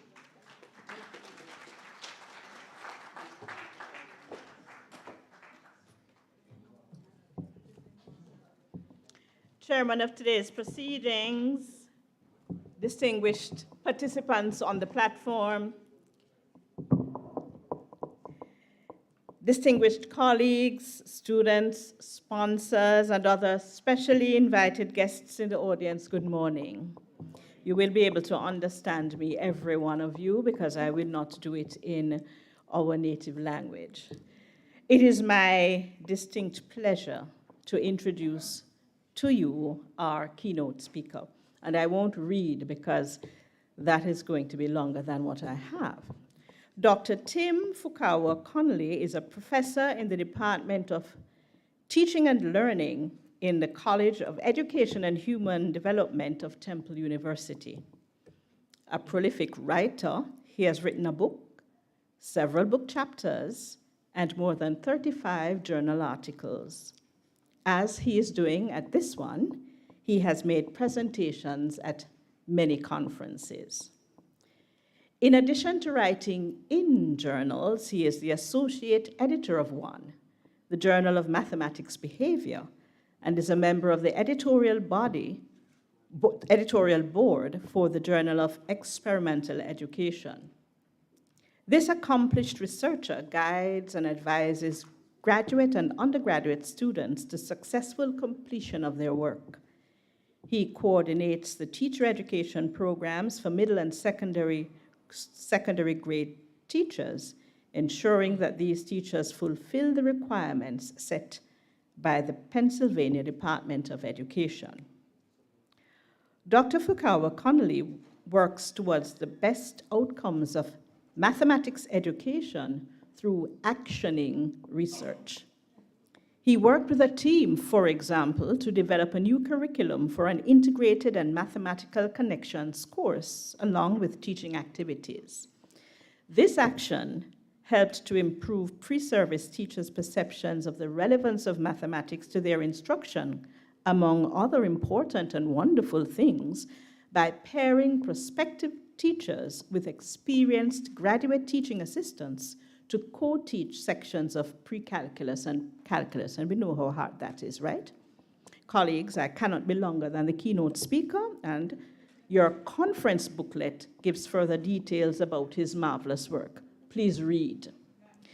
But I cannot leave without telling you that he has a spouse, 2 dogs, and 2 cats, and goes camping all over the place. He bakes, cooks, and yes, eats a lot, but in case you are puzzled, he carries out activities such as swimming to ensure that he can still bend down and touch his toes.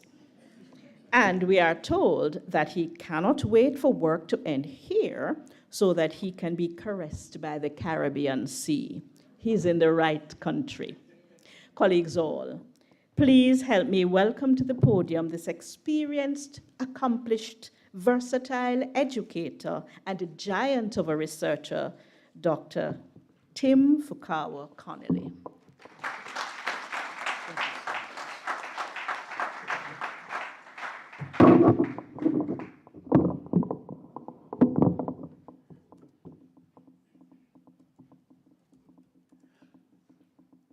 There may be slides at some point, but I'll start by thanking and greeting my distinguished colleagues who I shared the panel and head table with, all of the principals, administrators, teachers, and students in the audience, as well as our friends on the internet. Good morning. And let us thank our technology team who has actually made the internet possible and allowed us to hear what's going on. Maybe they'll show up. Maybe they won't. We'll see. I'm going to talk far shorter than I'm scheduled to because I understand that the morning is rapidly turning into the afternoon. So I'm Tim Fukawa Connolly. I'm a faculty member at Temple University. We're very pleased and proud to be partners with the Teachers Colleges of Jamaica and the work that we're able to support here and in Philadelphia sometimes. And so I want to thank my colleagues here for inviting me. I'm honored to be the hype man for this conference. I think that this is the last thing that happens before we go listen to all of your fabulous presentations. So again, a short version of what I think about on the daily is that I'm the coordinator of our middle grades and secondary grades teacher education programs, and so I have all the responsibility for our teacher education programs to make sure that we're doing the work that is required by the state, that our programs are of high quality. I lead all of our revision and adaptation work for our curricula, and so almost every day, almost every semester, we are thinking, how do we improve what we're doing? It'll show up sometime. Or if it doesn't, that's all right. Hey, there it is. I'm on the second slide already. And this also includes our annual evaluation work. If you are a colleague and you think, how do you report how do you make sure that you're doing good work? Temple University requires that we collect and evaluate our programs every single year, and we have to upload them into this amazing bureaucratic system called the SLAM, which is just me getting slammed with work. So I also write grants in support of our teacher education programs. I heard earlier that there's going to be some fabulous grant funding coming soon. And I'm a teacher education researcher with a primary focus on mathematics and science, and I really try to relate what happens in our classes with what students learn. And then next slide, please. And so I'm going to say very briefly how I think about teacher education. And this is when I was a high school teacher. It's when I became a teacher educator, and it's how I think about the structure of our teacher education programs now that I have more administrative responsibilities as well. And so I always start, what are our goals? Why are those our goals? In this case, what do I need and want my teachers to be able to do? What practices do I think will help me accomplish some, all of those goals, and why? Do other people have suggestions for me? What evidence do those folks have? And then the most important one for me is, what evidence do we have or can we get that helps us decide whether the things that we are doing have allowed us to meet our goals? How robust is the evidence? Is the evidence direct or indirect? So for example, indirect evidence is asking our teachers, do you believe we have met our goals? Whereas direct evidence is examples of student work that show that we've met our goals. And then what is the level of inference involved with that evidence? And in the titles and talks, I see these questions reflected across this conference. So next slide, please. Thank you. I want to talk very briefly about the Temple Teacher Residency. It is a 12 or 13.5-month program that supports graduate students earning a master's degree and fulfilling the requirements for teacher certification. Students promise to work in high-needs placements for 3 years post-graduation. In the Philadelphia landscape, there are schools that don't have a lot of resources, and there are some really rich and really well-resourced schools. Temple University wants to work with those schools that need the most support. We purposefully seek out and form partnerships and try to prepare teachers to work in the schools in the city of Philadelphia, those that are of the highest need. And so as a result, we partner. That slide's coming real soon, and I'm going to say that out loud. We partner with our local educational agencies to select and support our students. And by support, I mean we literally give them money during their teacher education program. We pay $37,611 to the teachers as a salary while they're doing that 12 or 13.5-month program, and the local education agency gives the students $7,500 in tuition support and benefits. As far as I know, those checks come on time. Next slide. And so all of the work that I'm actually talking about today is really done with colleagues who are absolutely amazing people. I know that this has not been a theme of the conference. Next slide, please. But I do want to stop and say one or two words about recruiting into teacher education. In the US and at Temple University, in the landscape of Philadelphia, there are declining numbers of people entering into the teaching profession. This is especially true in areas of special education, science, and mathematics. Yeah, it's true everywhere. I'm not trying to pretend that that is not true in Jamaica. I'm talking from my experience. And so about a quarter of what I do is spend my days thinking about how do I get more teachers, especially special education, math, and science. And next slide, please. So here's what I know works. Word of mouth. The single best recruiting strategy I have is that people who know teachers seem to enter into teacher education programs. My mom was a teacher. She did 40 years. And I became a teacher. And the people I talk to become teachers, right? That's how we recruit additional teachers. Temple created multiple on-ramps to teacher education, which include undergrad to grad, as well as graduate programs and undergraduate programs. We're trying everything we can to make it easier for people to enter the teaching profession. And recruiting with our school district partners to leverage multiple budgets seems really good. I only have a very small amount of advertising budget that I have, but the school district has some additional advertising dollars, and our friends at some other institutions also have some additional advertising dollars. And so that helps. We can leverage those. I know that job fairs don't work. I'm recruiting 70 teachers into these funded teaching slots across the last 2 years, and 2 of them have come from job fairs, and so I can't spend my time going to those anymore. I have a couple questions, though, because my data is sketchy. My data is, this is my practice. This is what I've seen. I don't know if I tried something else, would something else happen? And the single most important thing we can do is increase the pipeline and the teacher education recruitment pool. And I don't know how to do that.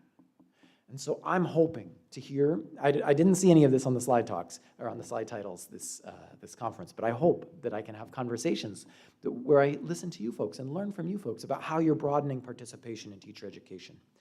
We also know a lot about people who do go into teaching. We know that especially middle and secondary grades teachers love their content and love students. But we don't know about the people who don't go into teaching. Next slide, please. But that's all I'm going to say about those 2 things.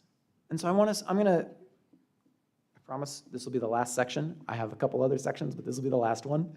I want to talk a little bit about the work that we're doing to educate our future teachers. Next slide. And so our overview of residency practices, our coursework is pretty common. But the things that we do in addition to the coursework, we have regular professional development, we have school placements that encourage collaboration in multiple ways, and we have intentional service of and working with our local community. Next slide, please. And so in terms of collaboration, I was very appreciative that the Dean of the Teachers Colleges of Jamaica talked about this notion of, and others have talked about this notion of teachers can't be everything. So when we at Temple try to develop collaborative relations, we have a mentor teacher, that classroom teacher who's supporting our students. We have our school administrators who come and support our students in their classes. We have other teachers who we purposely try to support, try to work with. We have a Temple coach, somebody from Temple University who comes to the classroom to work with our student teachers. There's other residents and residency staff.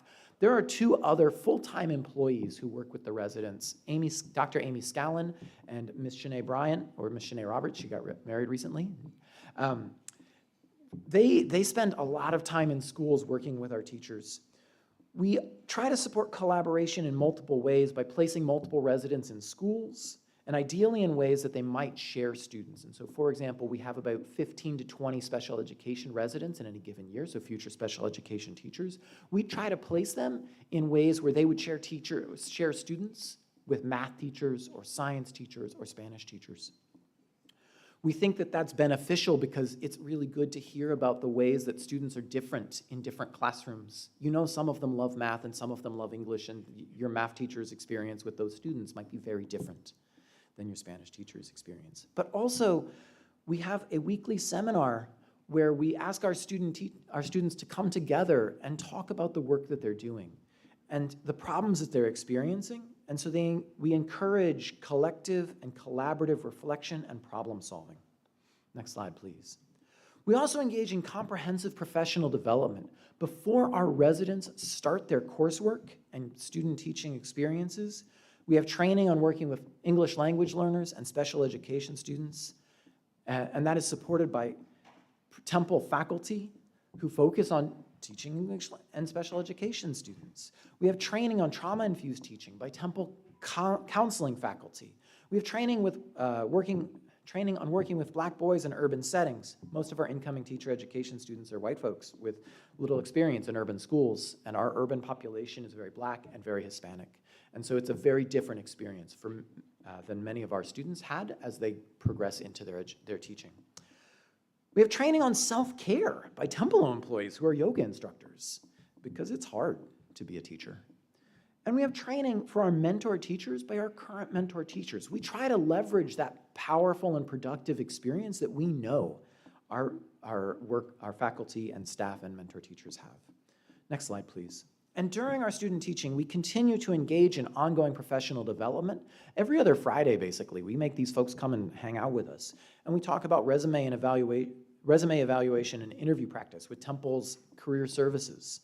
We do additional training on equity-oriented instruction by friends of the program, faculty at other colleges and universities, our mentor teachers, faculty or people that work in the school district.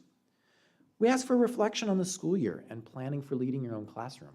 So often our student teachers, the graduation happens and we say, thank you, congratulations, good luck, you're teachers now. But we have taken one more step. We say, hey, come back to us after graduation. We're gonna do a full day in which we think about what's that first day of school gonna look like, and we make you write up plans. Because that first day of school is hard. We have additional training by on self-care by Temple employees who are yoga instructors. It turns out if you just do it in the beginning of the school year, but you don't follow up in the middle of the school year, people have forgotten that they need to engage in self-care. And we continue with our mentor teacher training.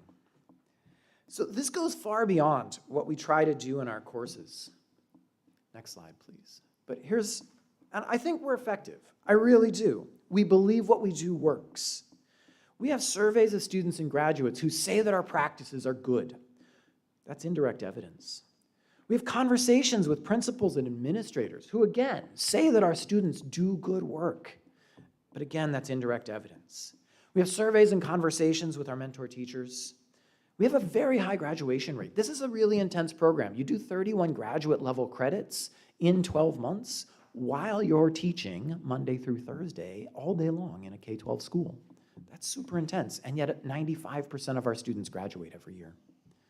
We feel pretty good about that one. That's Shanae Bryan and Amy Scallon. They are the mother geese of our program. They go out and they talk to our students, how are you doing? And they check in every day with some students.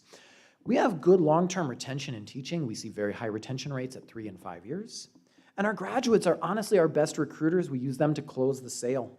And at the same time, if you say, what about your program works?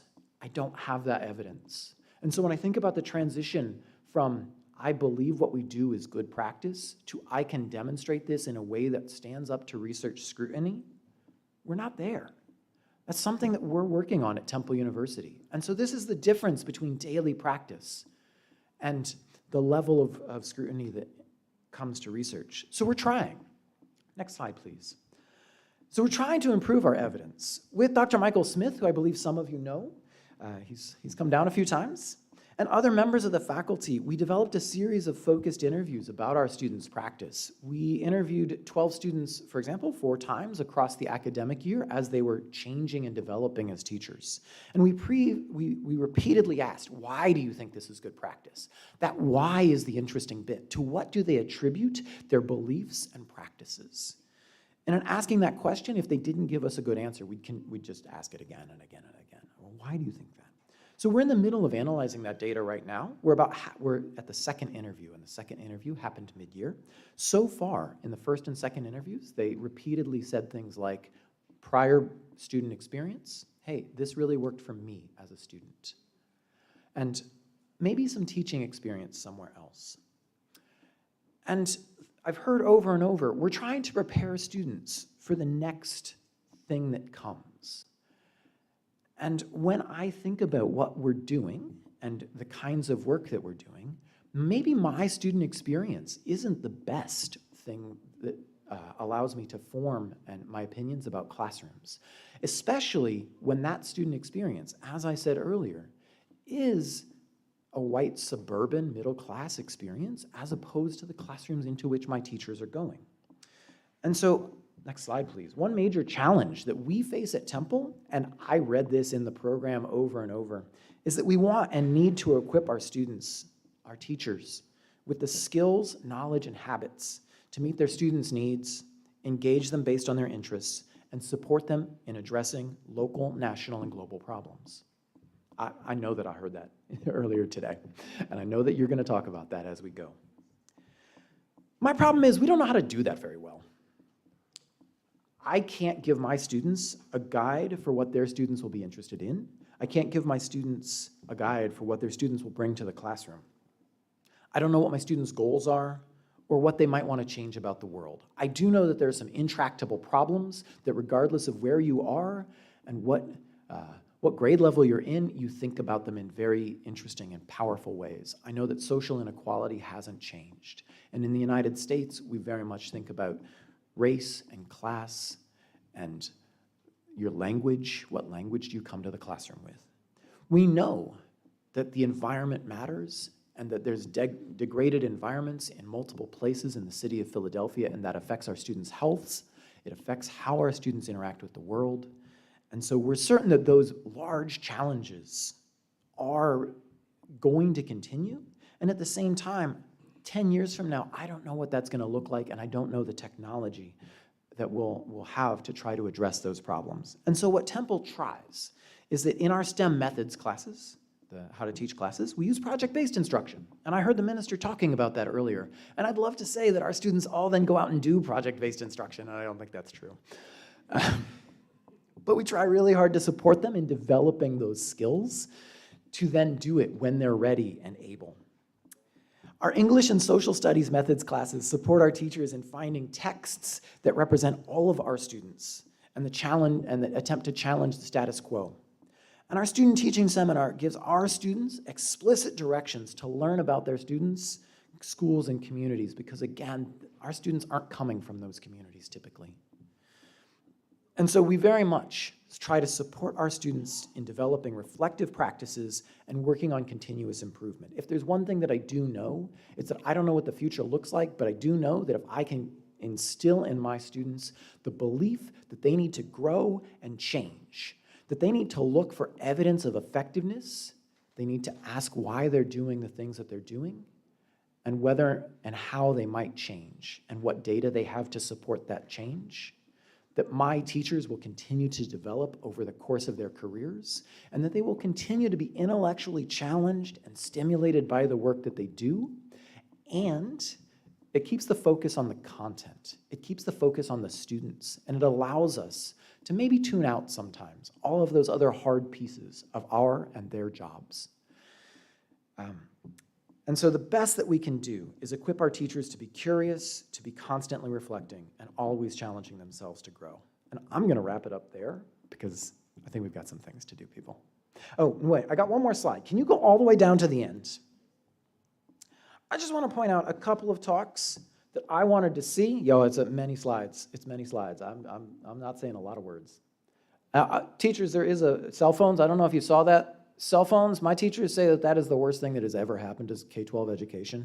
The one thing that our schools are doing is they're buying these things called yonder pouches, and you slip your phone in, and the school has a sealant mechanism, and then it's locked. And you can't have it back till the end of the day, and my principals love that. So that's not the power of tech. That's the power of me locking away your technology, but our principals love it. So I just wanted to highlight a couple of talks that I'm super excited to see over the course of the next couple of days. Day one, room one, Ms. Rayanne McIntosh is talking about teachers' experiences using differentiated instruction to improve mathematics performance. I'm a math teacher at heart, so we gotta go see the math talks. Also on day one, diagnosing and predicting students' learning outcomes. That sounds super exciting. So Mrs. Douglas and Mrs. Patterson. We've got Beyond the Walls, using teacher practicum experiences to improve educational reform. I need to know what's going on, so you'll see me there as well. And then last but not least, an investigation into the effects on secondary mathematics teachers' trainees' use of mathematical language. Miss Shanielle Samuels, I hope I got that right. So, Shanielle Samuels, thank you so much. So again, I want to thank you very much for having me today. I'm excited to learn from you folks what you're working on, what you're thinking about, and how you're thinking about it. I'm sure there's a lot of stuff I'm going to be able to take back to Temple, because I think what you heard is I'm working a lot and I don't have very many answers. And so it feels weird to be a keynote, but I think that sense of curiosity is what I actually am bringing to this event. So thank you so much.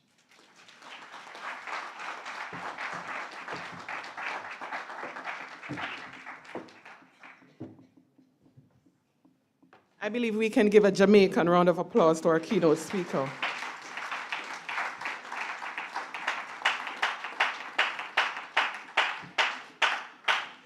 Thank you, Siobhan.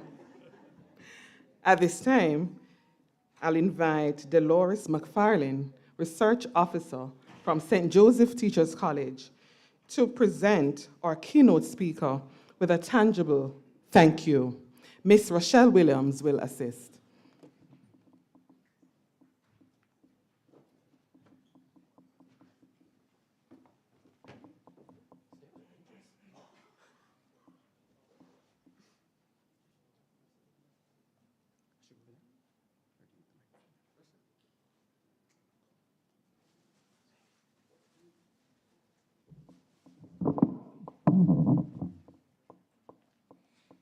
Dr.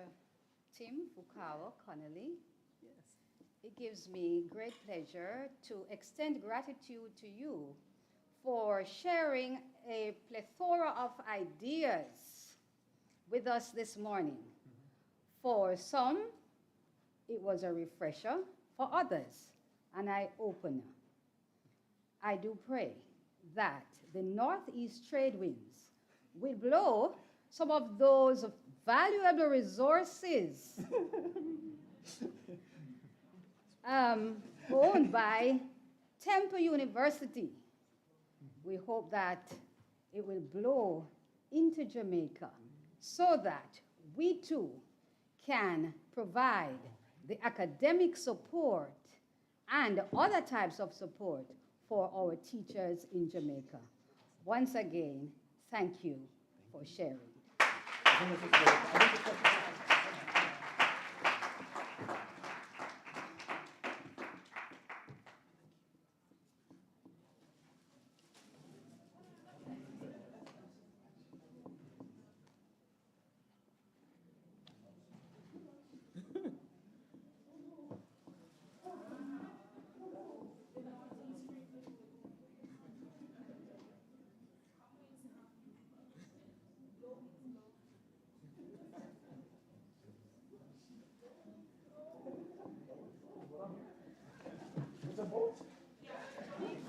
Yes, it's in the shape of our beautiful island. Thank you, Dolores and Rochelle. What a morning it has been. And we are now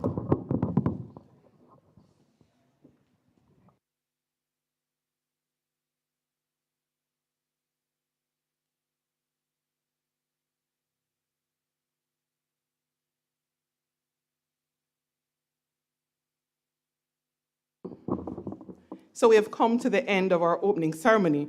But please, if you've listened to nothing else, please heed the following instructions. We're asking that you kindly peruse the program and make a decision as to the presentation you're interested in attending, just so that immediately after the break, which will be shortened, you know the rooms you should go to. Please, we will have this room converted into 3 breakout rooms. As you can see here, we will close up, and so we're going to close the shutters. And this will be room 1. They're labeled from the outside. Room 1, room 2, room 3. We're going to take 20 minutes break because, as you can see, it's 11:53, and we must go to lunch at 12:45. I'm therefore asking presenters and moderators to bear the time in mind. Room 4 is beside Kenko. I'm sure you've seen at the end of this hall the word Kenko. Yes? You've seen that word? And I want you to be very observant over these 3 days, because at the end of the 3-day conference, we're going to have prizes and surprises. And it's really for the persons who have been quite observant, because questions will be asked from out of nowhere. Secondly, persons on day pass make use of the coffee break provided outside this hall. If you are a residential guest, you can make use of refreshments at the other available spots on site. We're asking that you move with alacrity because we only have 20 minutes. Kindly complete registration forms in each room. There will also be QR codes, so you can scan the registration form At the end of the presentations, we're asking that you provide an evaluation. So the evaluation forms are here. We're going to ask that you complete it. QR codes are also provided, so if you want to scan and do it online, feel free to do so. Each presenter will receive a certificate. The attendees will receive an e-cert over the coming days. Please take keynote of all that is happening within the rooms, and we ask that you come to us, the members of the steering committees, to report anything that you see needs to be addressed. Now, this conference saw the combined effort of research officers. If you're in this room, please stand. TCJ Secretariat, Ms. Flemings and Mrs. Dillon. If you are here, please stand. Our council advisor, Dr. Robinson, our dean, and the members, important, so important, our members from the auxiliary teams, peer review, sponsorship, ICT, monitoring and logistics, program, marketing committees. If you're in this room, please stand. Everybody's behaving shy because I'm looking at the people who worked assiduously and they're still sitting. A special thanks. Thank you, sir, for standing. A special thanks to our sponsors, TIP, NCB, Grace Kennedy, JTA. And thank you to our almost 300 guests who registered and some who did not register but showed up. We will accommodate you. Thank you for your contributions to advancing the frontiers of knowledge. Let us make the most of this invaluable opportunity and enjoy the exchange of ideas and intellectual energy that is the hallmark of a successful research conference. I really do welcome and thank you for being a part of our opening ceremony. Please enjoy your 20 minutes break and networking, and then we return to have our poster paper presentations. Ladies and gentlemen, we await the platform members to exit, followed by the others. Thank you so very much.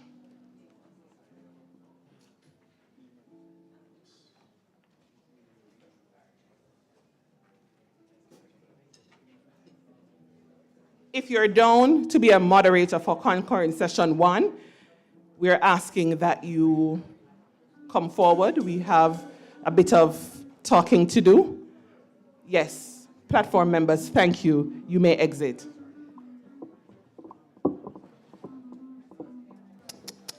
One, two.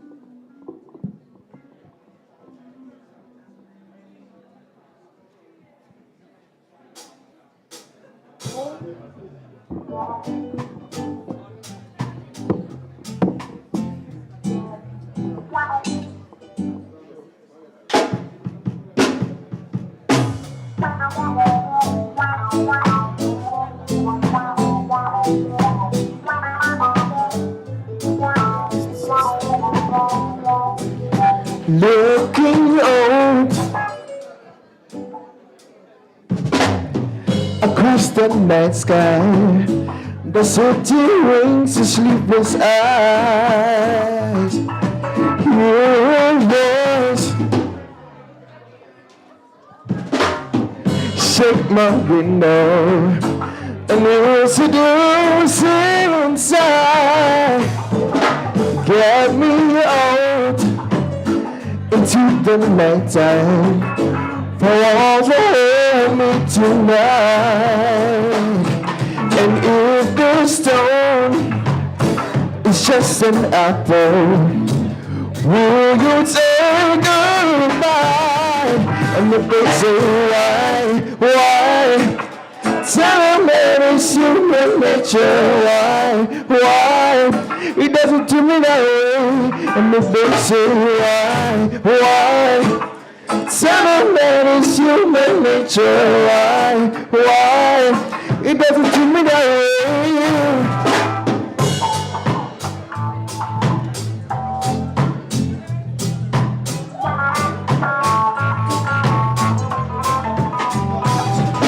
Reaching out to a stranger electric eyes are everywhere.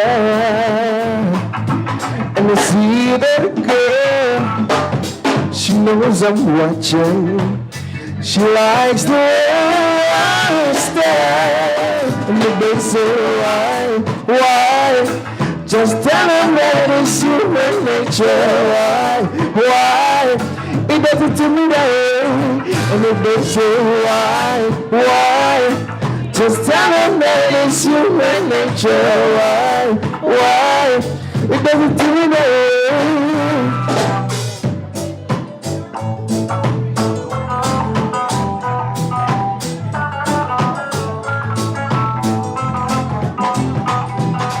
Looking on.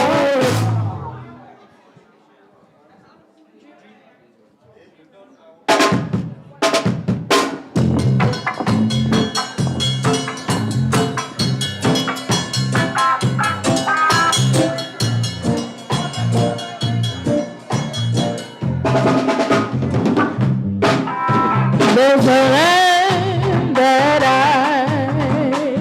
have heard about too far across the sea. There's a land that I have heard about so far across the sea. So have you are my dreamland would be like heaven to me. To have you on my dreamland would be like heaven to me. We'll get our breakfast from the trees. We'll get our honey from the bees. We'll take a ride on the waterfall. And surely we'll never die. And surely we'll never die. Oh, you just wait and see. Oh, don't you wait and see. Oh, just you wait.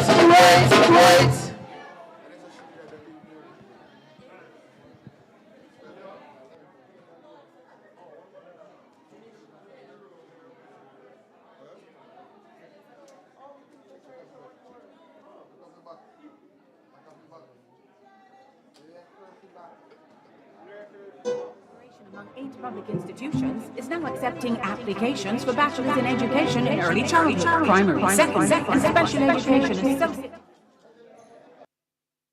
5D6 subjects, mathematics and English language included. They also offer a bachelor's degree with advanced standing and postgraduate diploma. For further information, contact Bethlehem Moravian College, 619 Church Teachers College, 625-6252. College of Agriculture, Science and Education, 993-5436. GC Foster College of Physical Education and Sport, 619-1097. For Manila College, 973-0489. Sam Sharp Teachers College, 952-4000. Sherwood Teachers College, 924-1095. And St. Joseph's Teachers College, 926-6659. The Teachers Colleges of Jamaica Bachelor of Education programs are awarded by the University of the West Indies. TCJ, committed to quality standards in teacher education.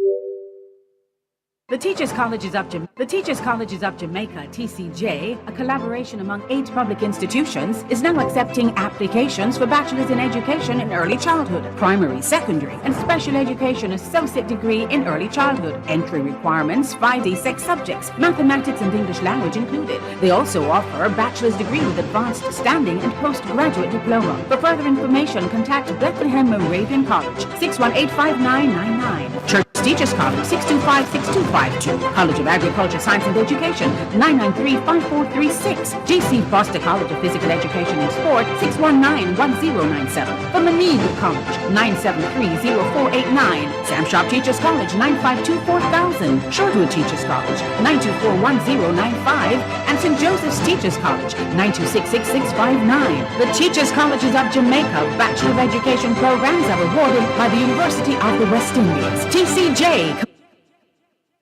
Shortwood Teachers College, committed to growth and enlightenment since 1885, is located in the salubrious suburbs of St. Andrew. Our highly qualified staff provides training to meet the dynamic educational needs of the 21st century learner and the society. Or diverse educational programs in early childhood, primary and secondary education, advanced credit, postgraduate, occupational studies, City and Guild are all accredited. Some programs allow for students to travel and study overseas. Our students also participate in competitive sporting activities at the collegiate level. Shortwood Teachers College, evolving with global trends.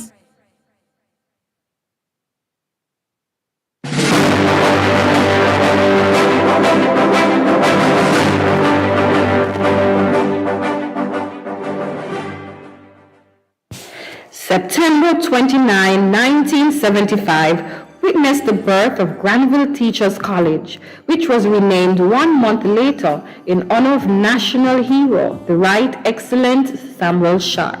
The college commenced operations with a grand total of 150 students, a population which has grown to approximately 750, with a staff complement of 132 academic, administrative, and ancillary staff. Initially offering a diploma in primary education, the college has, under the leadership of Drs. Simon Clark, Cecile Walden, Asbel Pinnock, and Lorna Gore Morrison, evolved and expanded into offering Bachelor of Education degrees in early childhood education, special education, school counseling, Spanish with English language and literature, Spanish and French, English language and literature, biology and mathematics, biology double major, and mathematics double major. Basic matriculation requirements are 5 CSEC subjects inclusive of mathematics and the English language, 1 physical science subject, 1 social science subject, and 1 other at grades 1, 2, or 3 general proficiency. Stipulations may vary depending on the specific program. Double major programs require CAPE passes in the area of specialization. The college also offers a pre-college program, an associate degree in teaching, a postgraduate diploma in teaching, an advanced degree for holders of a teaching diploma who wish to upgrade to the bachelor degree, and Masters of Education degrees in inclusive and special education, early childhood education, mathematics, and guidance counseling. Sam Sharp Teachers College boasts a range of facilities aimed at meeting the educational and psychosocial needs of both staff and students, and encourages students to fully engage in activities which fall outside of the strict classroom space, such as field trips, workshops, seminars, debating competitions, sporting activities, as well as the visual and performing arts. Students are also stimulated through their engagement in one or more of the clubs and societies operating at the institution. The leadership skills of students are also honed through service on the Sam Sharp Teachers College Guild of Students, the official body which acts as the communication bridge between the student body and the management of the college. Each year, the Guild develops and executes a range of programs aimed at serving the interest of the student population. Community outreach lies at the heart of the institution. Programs such as the Lunch Sacrifice, Child Resiliency Program, Marching Band, and the Young Jamaica Ensemble ensure that a synergy between the college and surrounding communities has been maintained throughout the years. Being a residential institution, SSTC offers limited accommodation on 3 halls of residence: the Wesley Hewling Hall of Residence, the Carol Grant Gordon Hall of Residence, and the Gladys Gray Davis Hall of Residence. Join the Sharpite family as we pursue service, commitment, excellence. Apply online and be sure to follow us on social media at Sam Sharp Teachers College.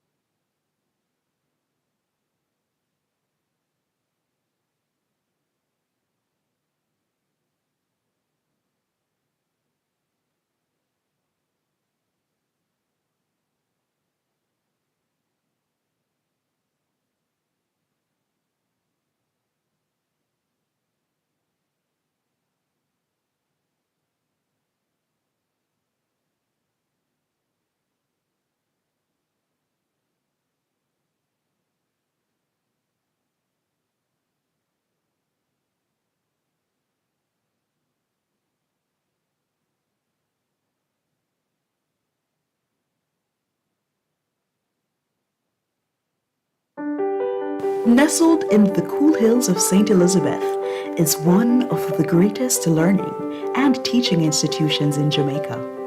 Come to be transformed, not only through groundbreaking courses and degrees, but through lifelong friendships, inspiration, innovation, and core values, good ethics, accountability, and service. Breathe easy and learn comfortably in the hands of those who care and want to see you happy and successful. Be a part of a world that encourages self-acceptance, adaptability, and truth. A world of endless potential and promise, and above all, direction. Join a world that is continuously shaping the future and changing lives, one person at a time. Bethlehem Moravian College, Mihikura Fituri. My care is for the future.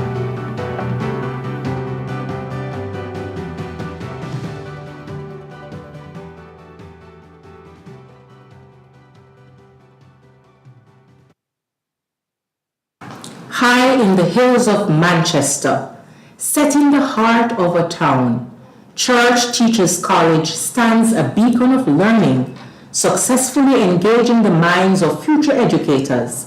CTC has the reputation of building the foundation of students to become teachers of integrity with the highest standard of training in pedagogical skills so they can become pioneers of education. So through our dynamic academic programs, we offer training at the early childhood, primary, and secondary levels. We also train teachers in special education. We train teachers who are upgrading from the diploma to the first degree level.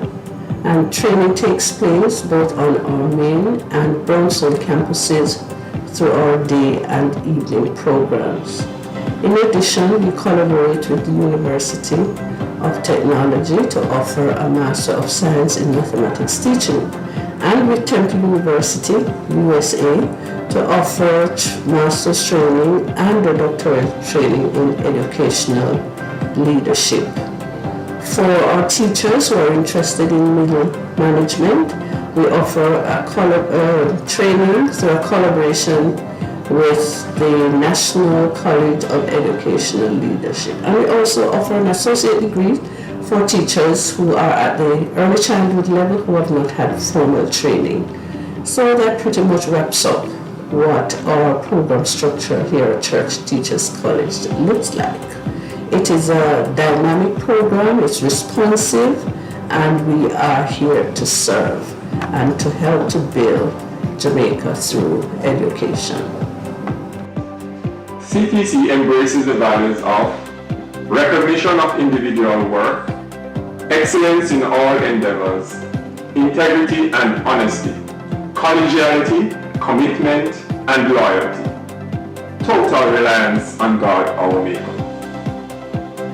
With a constant focus on these values, we are recognized as one of Jamaica's top-rated teachers' colleges. We remain true to the expectations of our staff and students by providing services and support to ensure that each individual's goal is achieved. If you are looking for an institution to provide world-class teacher training education, then Church Teachers College is the place to come, so we can nurture you through love and wisdom. Caritare et sapientia educar. The G.C. Foster College of Physical Education and Sport produces world-class physical education teachers, coaches, massage therapists, fitness instructors, and recreational professionals. They offer programs that include Master of Science degree, 4-year bachelor's degree, associate degree in coaching, and much more. Visit their office at Angel, Spanish Town, St. Catherine. Telephone 876-619-1097-99. G.C. Foster College, the college of choice.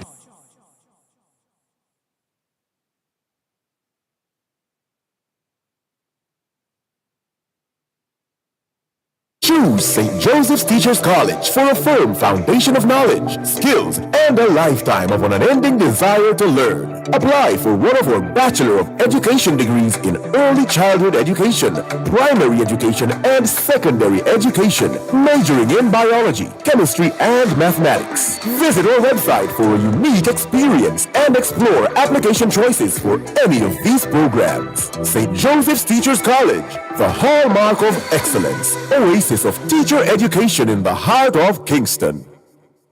St. Joseph's Teachers College welcomes all interested applicants to apply for our CCCJ Associate Degree programs in Social Work, Criminal Justice, Management Information Systems, Environmental Studies, Business Administration, and the Associate of Arts degree in Performing Arts with major in dance, drama, or music. Come be a part of these exciting programs. Not qualified? Well, join our pre-college or CSET only programs. St. Joseph's Teachers College. Education is our goal.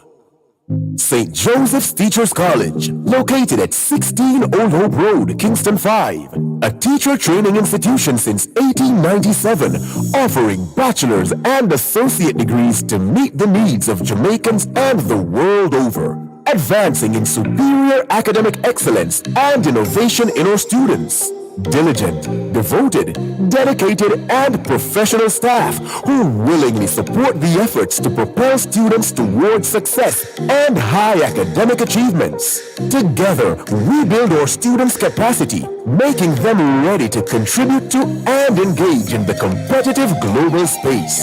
St. Joseph's Teachers College expresses its uniqueness in the teacher training landscape through its diverse course offerings. St. Joseph's Teachers College. Education is our goal.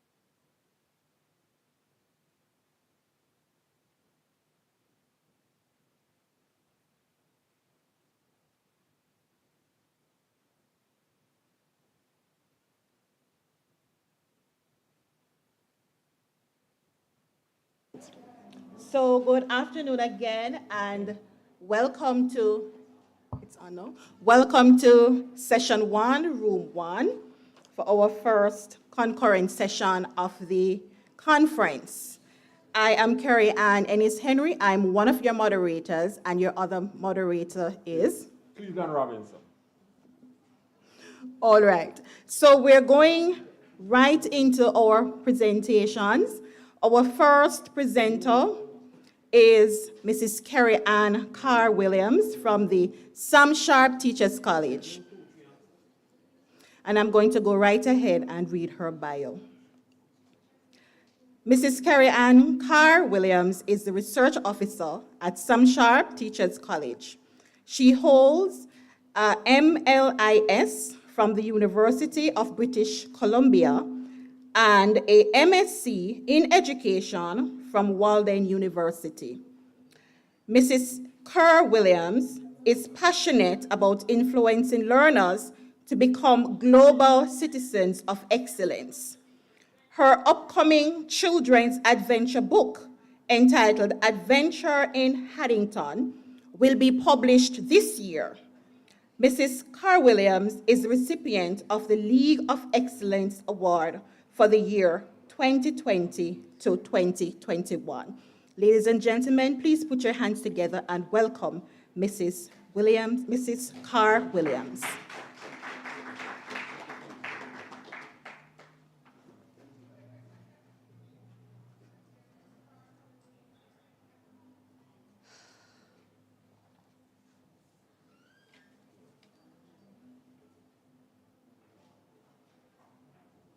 Choose St. Joseph's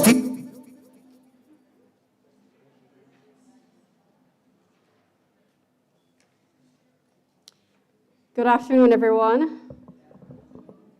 I'm waiting until the tech person finds my stuff. So my time is short, so I have been reduced to 15 minutes from 45 minutes. So please stay with me.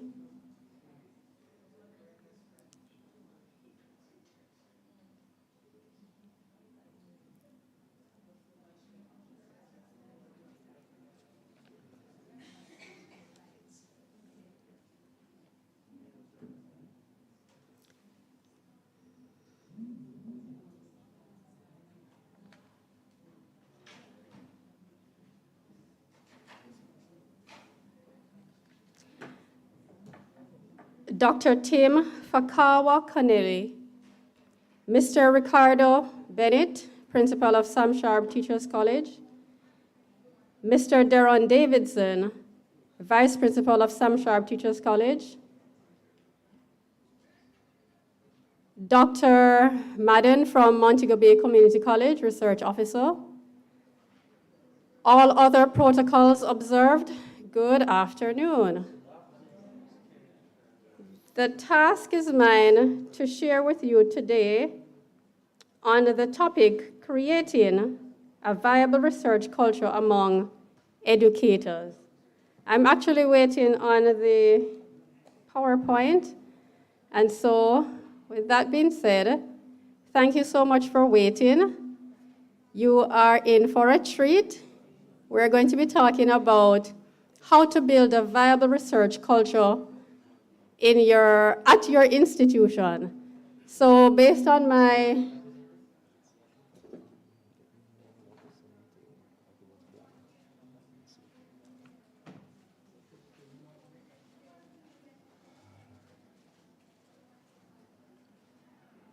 don't know what that could be. Excuse me.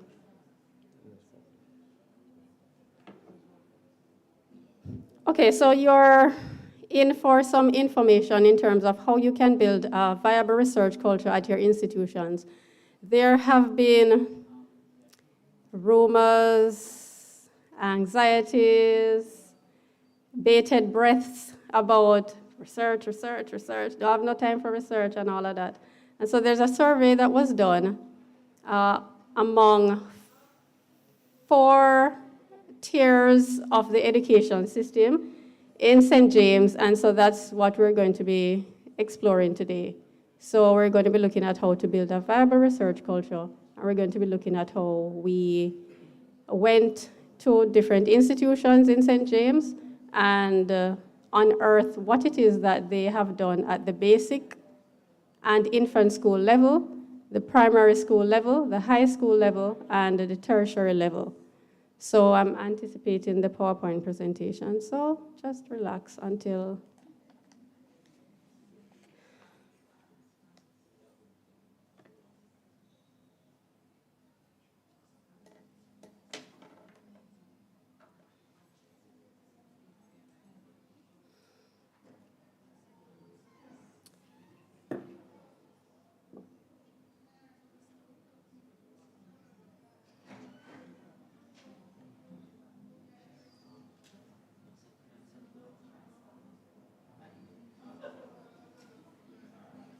I don't have my laptop.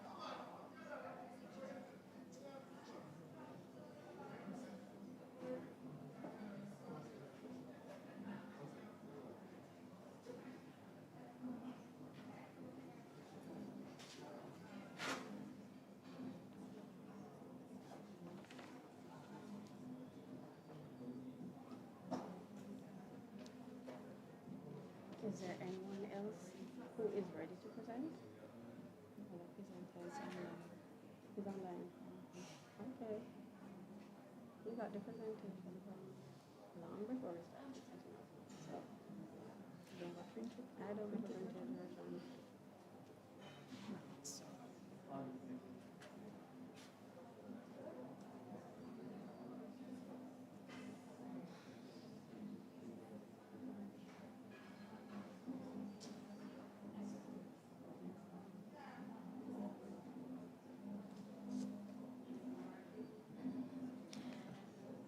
There have been some difficulties along the way. I am usually a very prepared person when it comes on to presentations. I will not tell you what's the backstory behind why I don't have a hard copy of the presentation.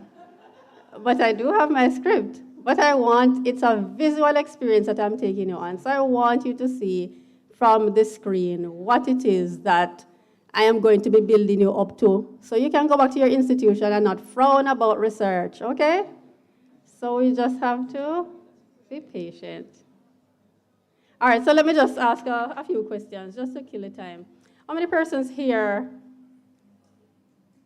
enjoy doing research? Not personally. Let me see the show of hands. All right. A handful. All right. How about those persons here a show of hands of persons who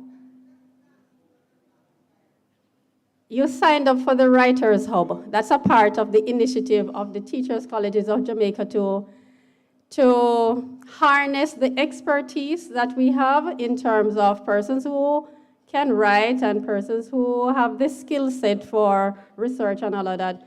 Did you sign up for the Writers Hub, which accompanied the conference? A show of hands. 3 persons. Could you share, in a nutshell, what you have at the Writers Hub booth, please? Yes, please. You can stand and introduce yourself, and yes. Afternoon.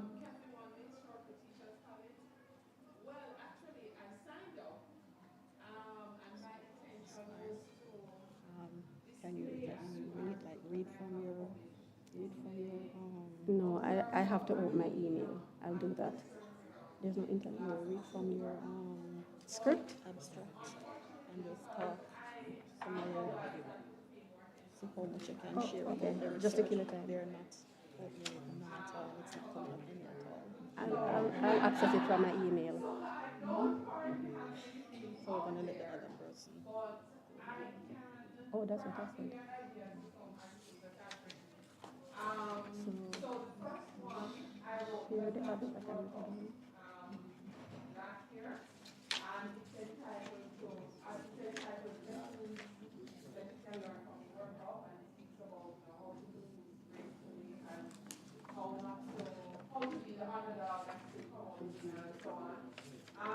Afterwards, I wrote an article. The first one I wrote was called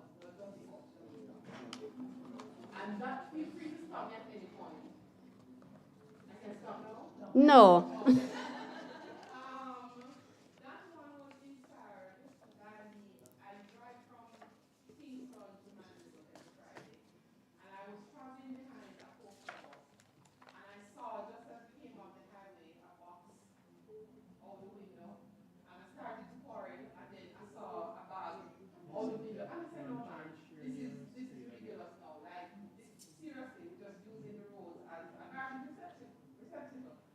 And I got home and I channeled the anger into my first article. And I just got everything out. I didn't think it could have been published, but I sent it anyway.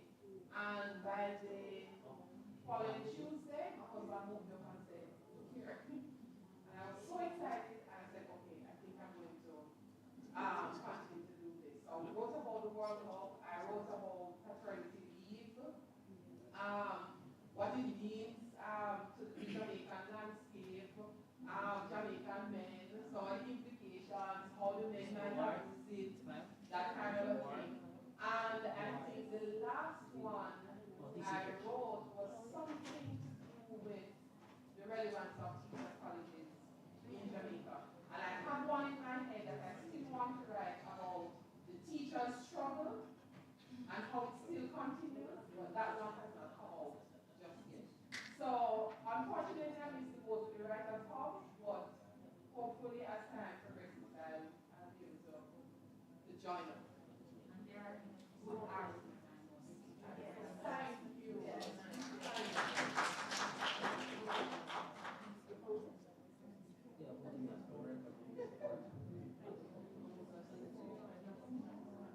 There was another hand. Thank you so much for sharing and thanks for enlightening us. Mrs. Brown? Good afternoon, everyone. I'm Josie Lawrence Brown, and I'm a special educator. I've been teaching for just a few years, but in my practice, I've found that many of the students, special needs, that the needs as special educators, they have significant reading challenges, and they continue to advance through resisting with these reading challenges. And many of our teachers, both special educators and general education teachers, have difficulty with remediating the students. So I had to do a lot of research on my own to equip myself better to meet the needs. And I'm not a place where I am comfortable working with non-readers, especially this particular set of non-readers who they have the intellectual capacity to learn. They will be able to apply themselves, but they just can't identify words. And so I've created an instructional manual for teachers, taking them from the very basic of a child who does not know to read a rat or a nap, and bringing them up to decoding 2-syllable words, 3-syllable words. It is designed to help teachers with lesson planning, and so it has objectives, it has suggested teaching activities, it has key skills, and it has the assessment criteria. So it's the back to basic phonics reading instructional manual.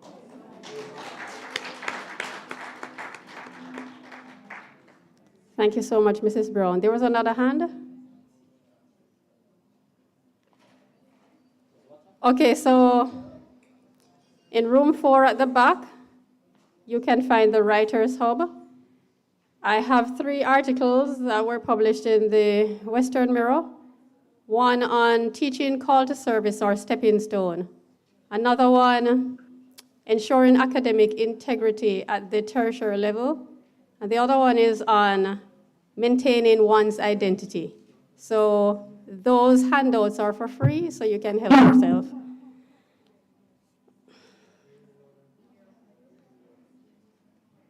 Kindly attend to the abstract. Hello, can you anybody hear me? Yes, we can hear you. Hello?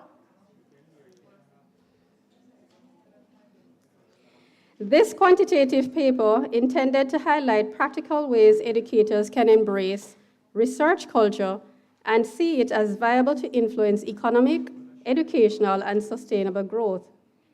This study engaged 40 educators from 4 tiers of the system in St. James, Jamaica. Educators' responses from the questionnaires stimulated concerns about creating a balance towards building a viable research culture within the institutions. The findings revealed that a research culture is non-existent at most institutions. Additionally, educators shared their concerns about conducting research as a job requirement given the challenges of limited resources, time constraints, and workload demands.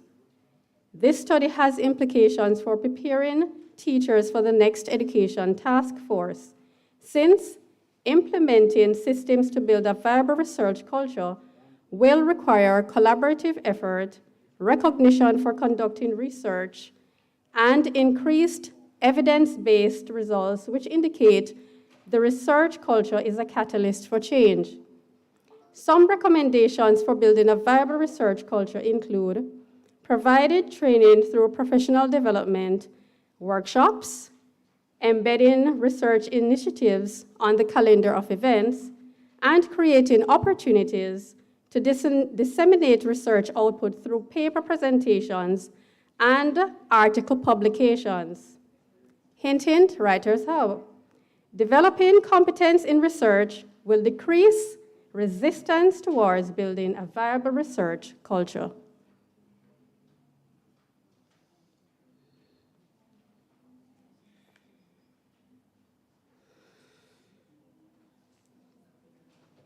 Yes. The basic school, basic/infant school, primary school, high school, and tertiary. So 2 institutions from the 4 tiers were investigated.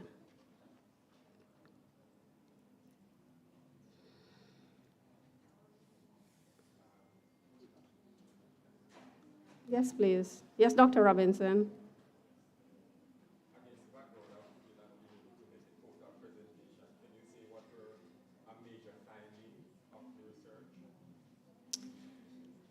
Thank you for that. One of the major findings was that there is not enough time to conduct research. Having gone to the institutions, persons were given questionnaires with 11 questions. Most of them were closed-ended. And having shared that there are 11 questions, having realized from the moment I say research, the principal would have preempted them to say permission was granted. And, having not selected those persons, they were randomly selected. Some principals would have given them to different persons. Some persons would have been saying, I don't know anything about research. I don't want to participate. And I would have had to explain the nature of what I'm doing and the purpose and the values that would come out of it. And then persons started feeling a little bit more at ease to participate. Now, in terms of the time constraints, I would have made trips there, 11 questions.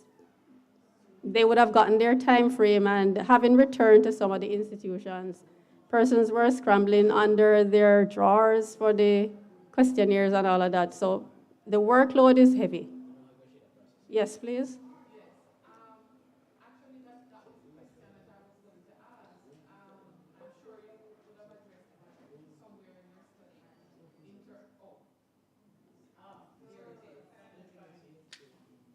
Thank you. And in terms of time, the JTech document at the tertiary level has stipulated that lecturers' time for teaching should have been reduced, will be reduced from 3 hours for them to engage in research. Yes.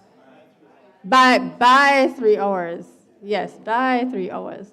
So you're supposed to be using that time to engage in research. So here we go. So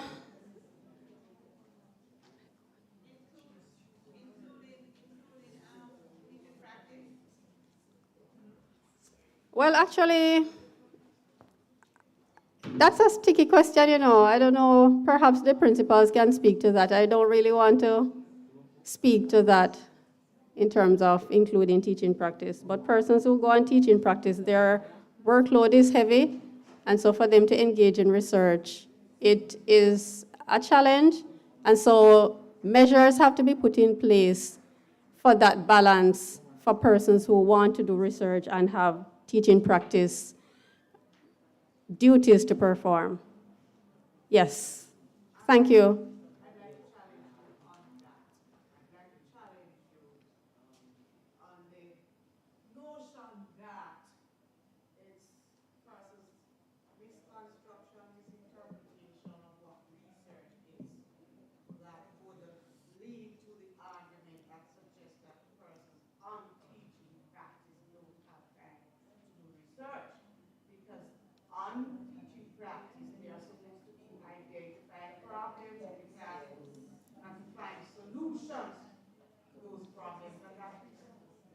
That is research. Thank you. Well, would you like to re-clarify in terms of the hours? Go ahead.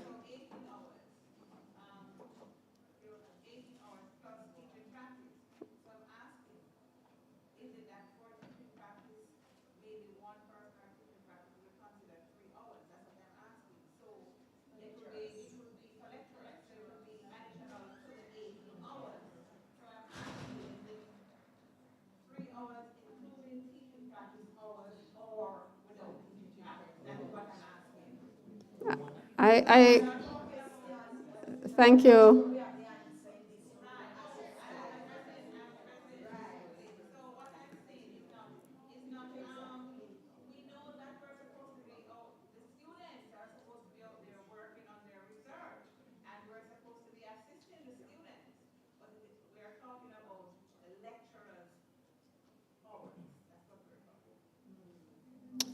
That's a good question to be pondered on, so you can take that back to the college and have a discussion, friendly discussion, right, about that. So here we go.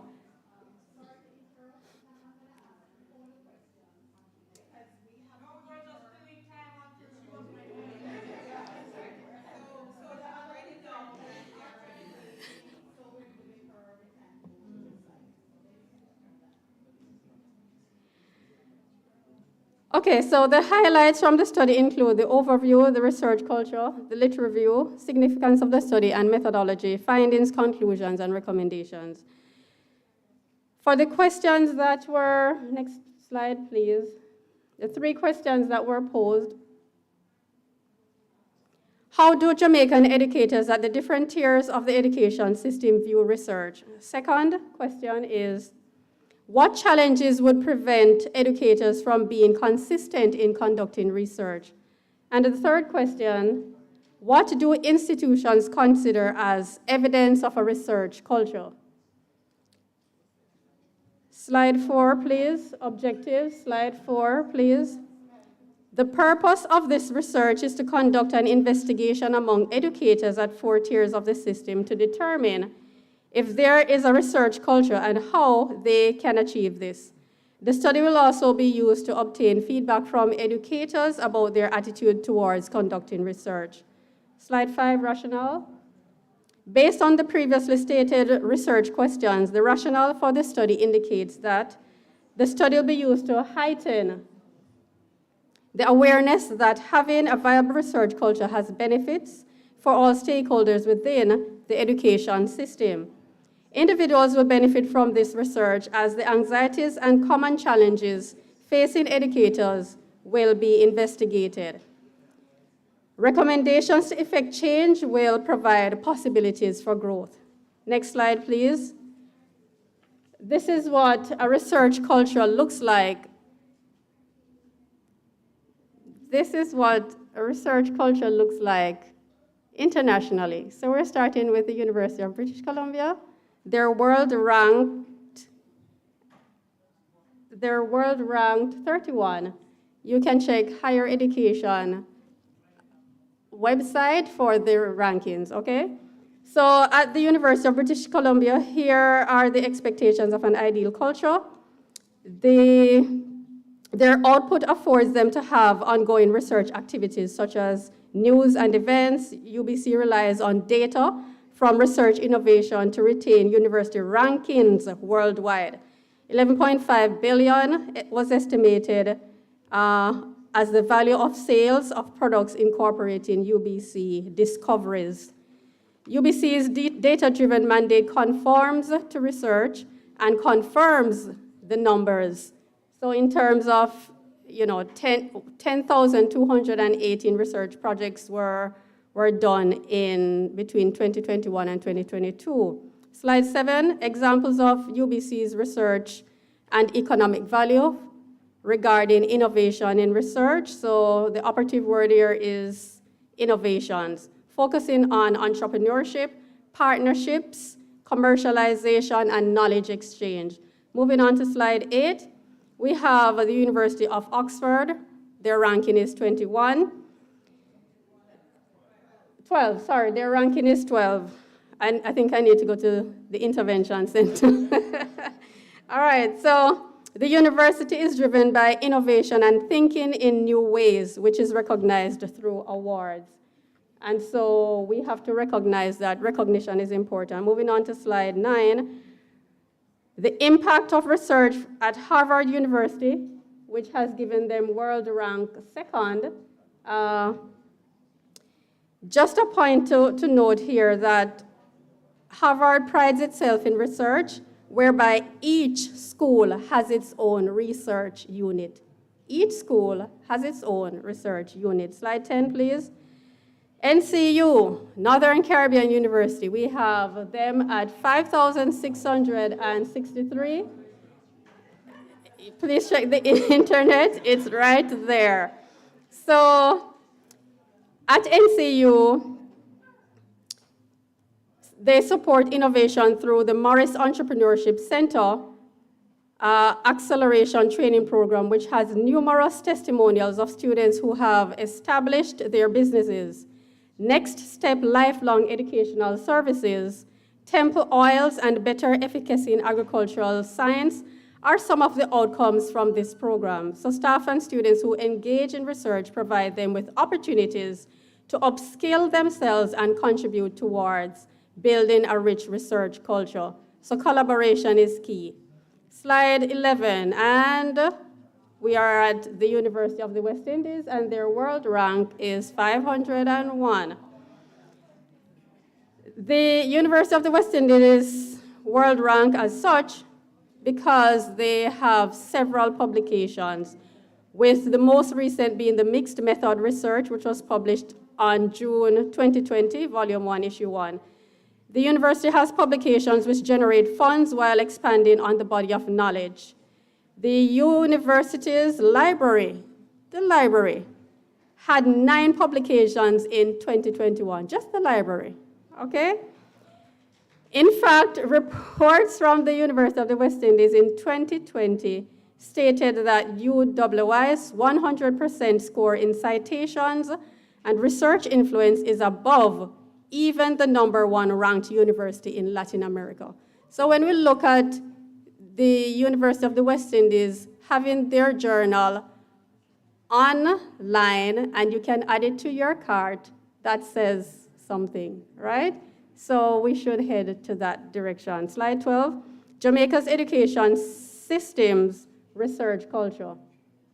So from the Jamaica's education system comprises of the basic/infant school, primary school, high school, and tertiary institutions.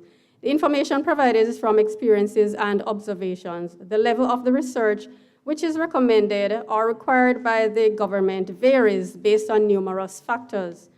So, however, the current realities of the basic and infant schools are staff is encouraged to conduct research. Libraries and book rooms have limited resources for research. PD's training are not necessarily research related. Research collaboration and best practices are encouraged.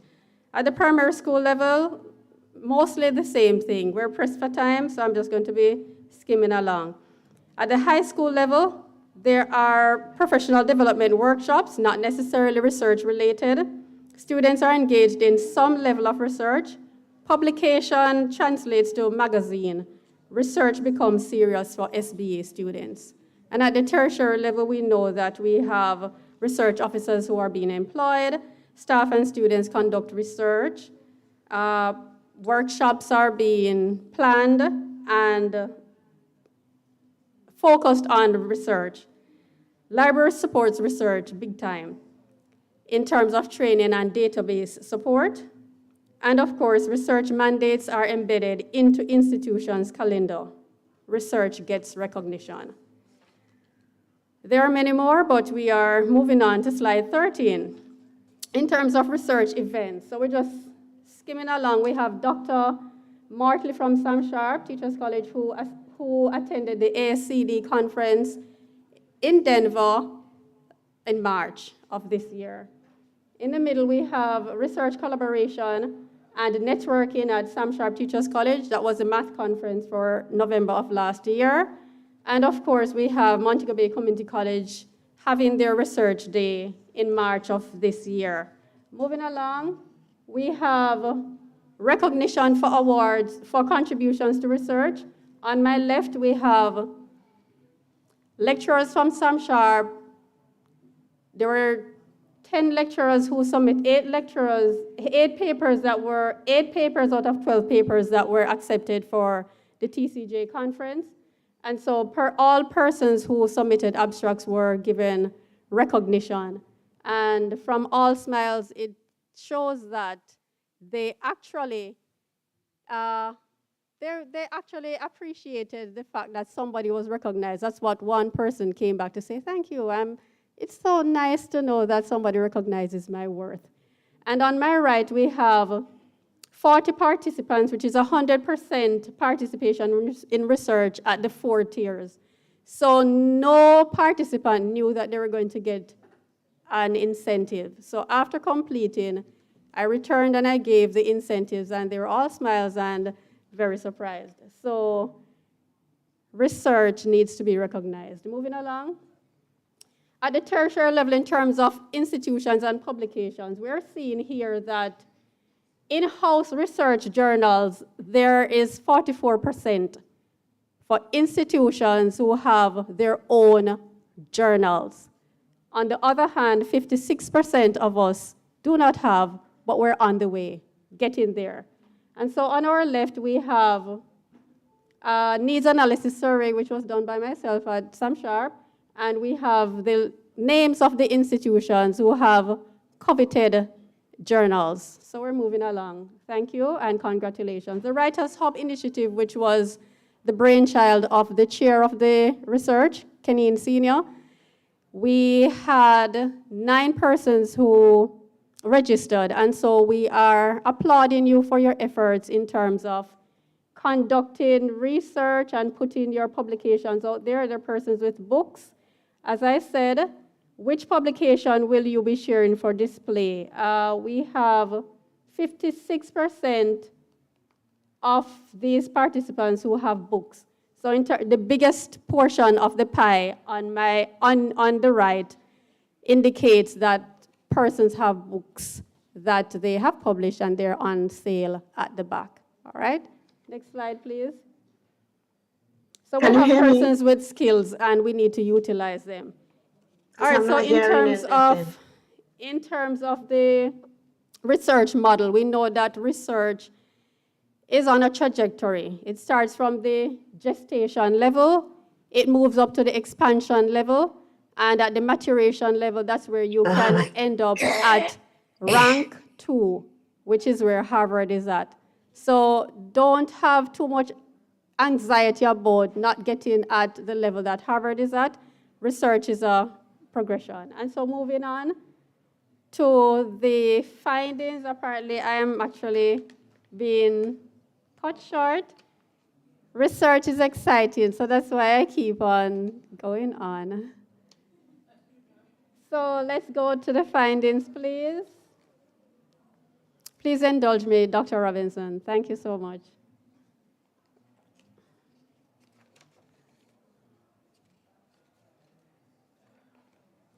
We're going to slide 24 for findings. Thank you so much.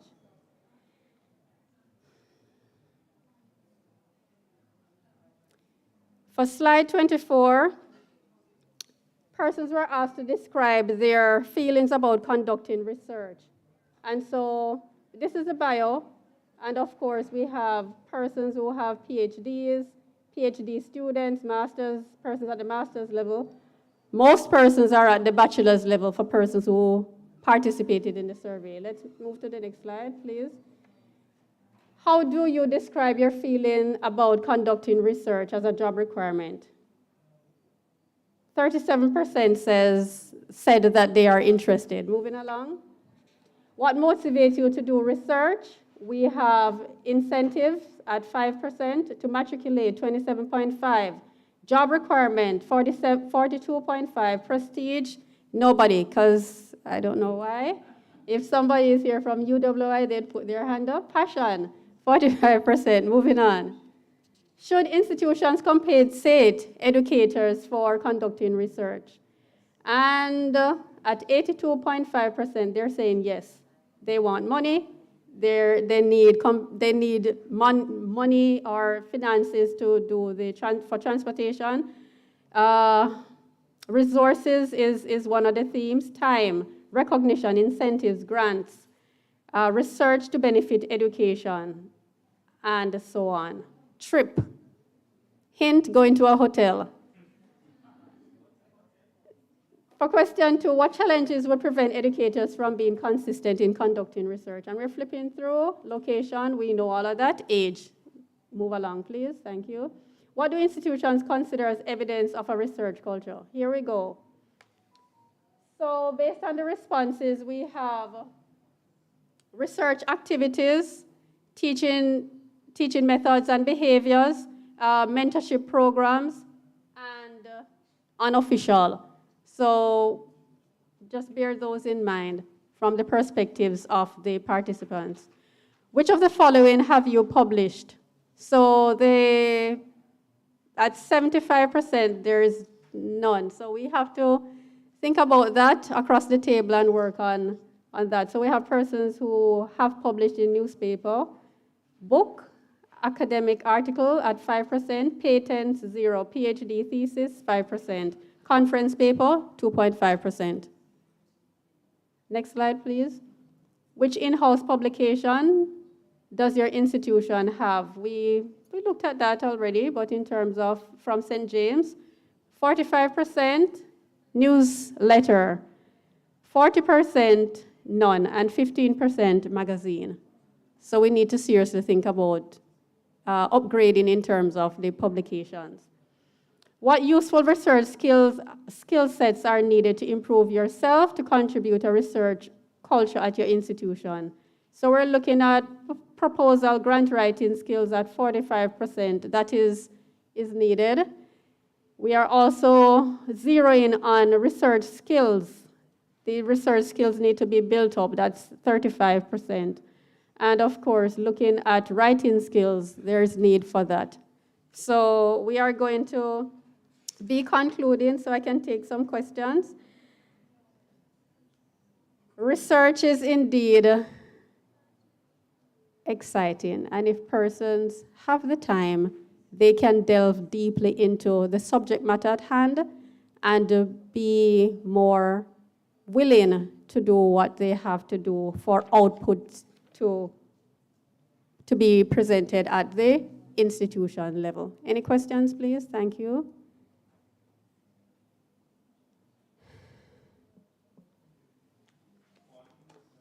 Yes, sir. Oh, through to you.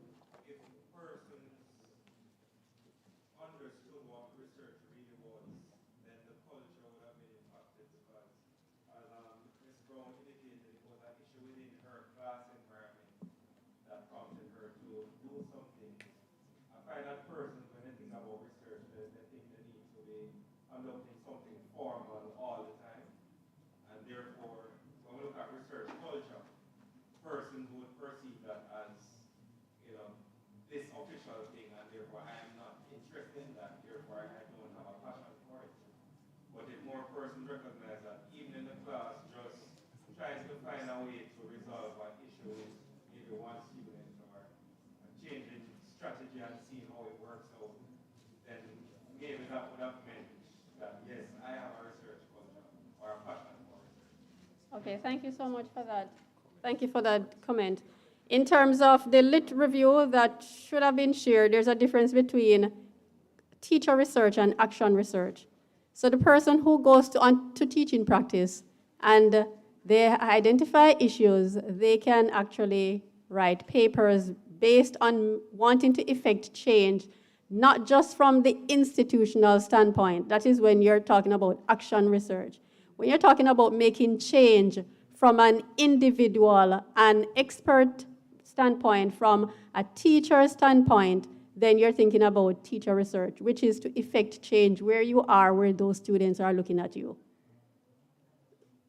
One more question, may I? Want to Thank tease you. them to I do know research. you want to tease them, and you'll get other opportunities, I'm sure, Mrs. Carl Williams. Thank you, Doctor. I'm sure. And you probably will also share the work with the secretariat so that it can be shared with the persons. Thank you very much.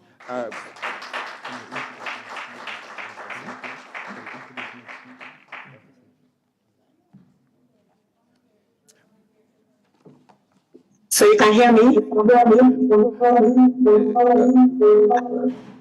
Dr. Cynthia Onifulu, we are about to introduce you. Are you hearing us?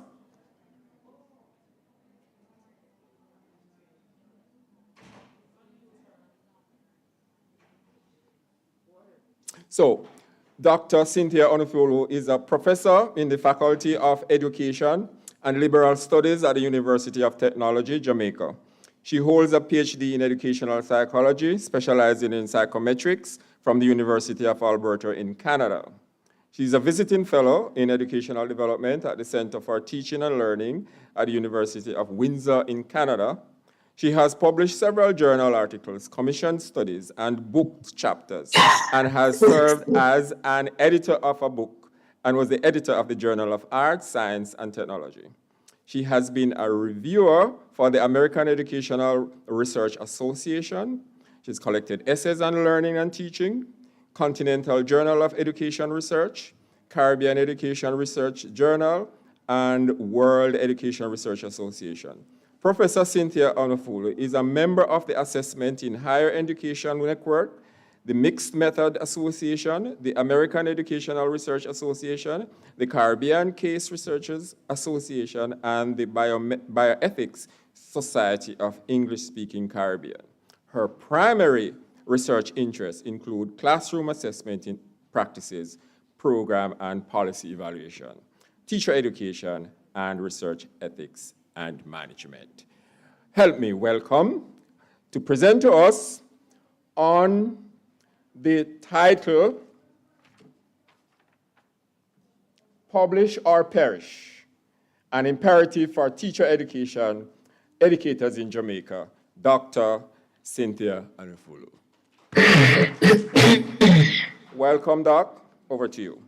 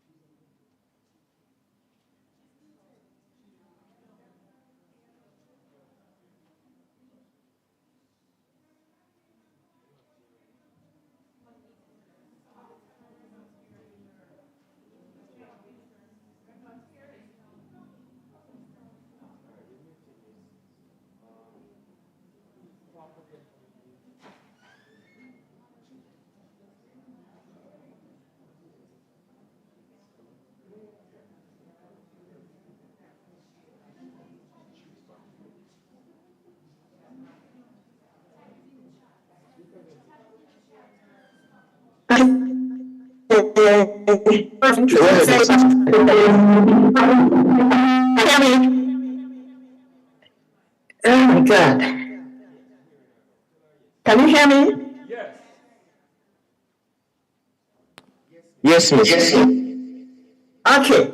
So my presentation will take this format, and so the literature review is intentionally missing because that's where the result would come in. Okay. So as we already know, my topic is on publish or perish. And as teacher educators or persons in the academic world, we are meant to research as well as teach. The mandate actually was started by Keynote in 1932 because of the pressure mounting on persons to publish. However, as lecturers, we also have other mandates, which would be teaching as well as community service. So it's not just research and publication, okay? However, our leadership tend to focus more on the assessment on the research aspect of it. So it's kind of skewed. But it's a trend that many persons buy into, especially at the university level and colleges, because they believe that the more you publish, the more it will showcase the institution. And because some persons have associated publish or perish as a negative connotation, other scholars have now decided to come up with the term publish and flourish, which is more positive, all right? And then there are others that will say publish and perish, and I will explain that shortly. So, as I said, publish and flourish means that something positive will come out of it, out of the publication, all right? While persons who tend to say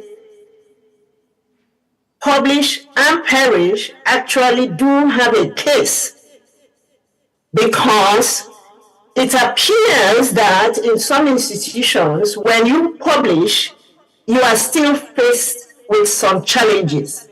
And I don't know how many of you know about the gentleman in Imperial College in England in 2014 that committed suicide even after he had a good portfolio of publication. But then the college kind of frowned and pressed him hard to bring in more funding to the college. All right, so I'm not advocating suicide anyway, but I'm just trying to explain the term publish and perish. So you can actually publish and still perish. All right, so some people believe that most of the time, this concept of publish and perish or publish or perish is as a result of persons not being able to publish or research. But there are some factors that we'll soon see that makes persons not to publish as much as they would have wanted to. All right? And there are reasons, maybe where they send the journal article to, maybe not having the reputation or the quality needed to be recognized as an high impact journal. So the purpose of my presentation, which is systematic review, is to actually synthesize the existing literature on the topic, and with the intention that some recommendations will come out of the reviews so that we can consider such recommendations and get persons to start publishing. So the review was guided by these 3 research questions, one focusing on the factors, one focusing on the bad side of publish or perish, and how we can get teacher educators to start publishing without perishing. The In terms of my focus, as I said, it's a systematic review, and the studies I considered were from 2014 to 2022. So no primary data were collected, all right? So the methodology, systematic review, and I used the preferred reporting item for systematic reviews or meta-analysis diagram to map the articles that were finally selected for the review. However, the impact factor of these studies, or the effect factor rather, were not calculated, all right, because most of them were systematic review, or they were, one was qualitative. There were no quantitative studies that I reviewed. So it wasn't possible to calculate the effect size. For my procedures, I reviewed articles from well-known databases, research platforms, as well as search engines, using keywords associated to the topic. In terms of my inclusion criteria, I only reviewed journal articles that were peer-reviewed. Okay? Then their relevance must be that they covered something on publication, or publish or perish, all right, as well as academic engagement. As I said, the dates that I included were publications done between 2014 and up to last year. The language of publication must be English, because there were those written in French, there were those written in Arabic languages, so those ones were excluded. Also excluded were blogs, books, commentaries, editorials, and newsletters, all right? And part of my exclusion also had to do with journal articles I never had access to. And maybe if they were required, if I'm required to pay, or the library is required to pay to get them, okay? Another consideration was that because multiple databases were used, at times articles are repeated. So once an article has been selected and I see it repeated in another database, such articles were not double selected. Okay?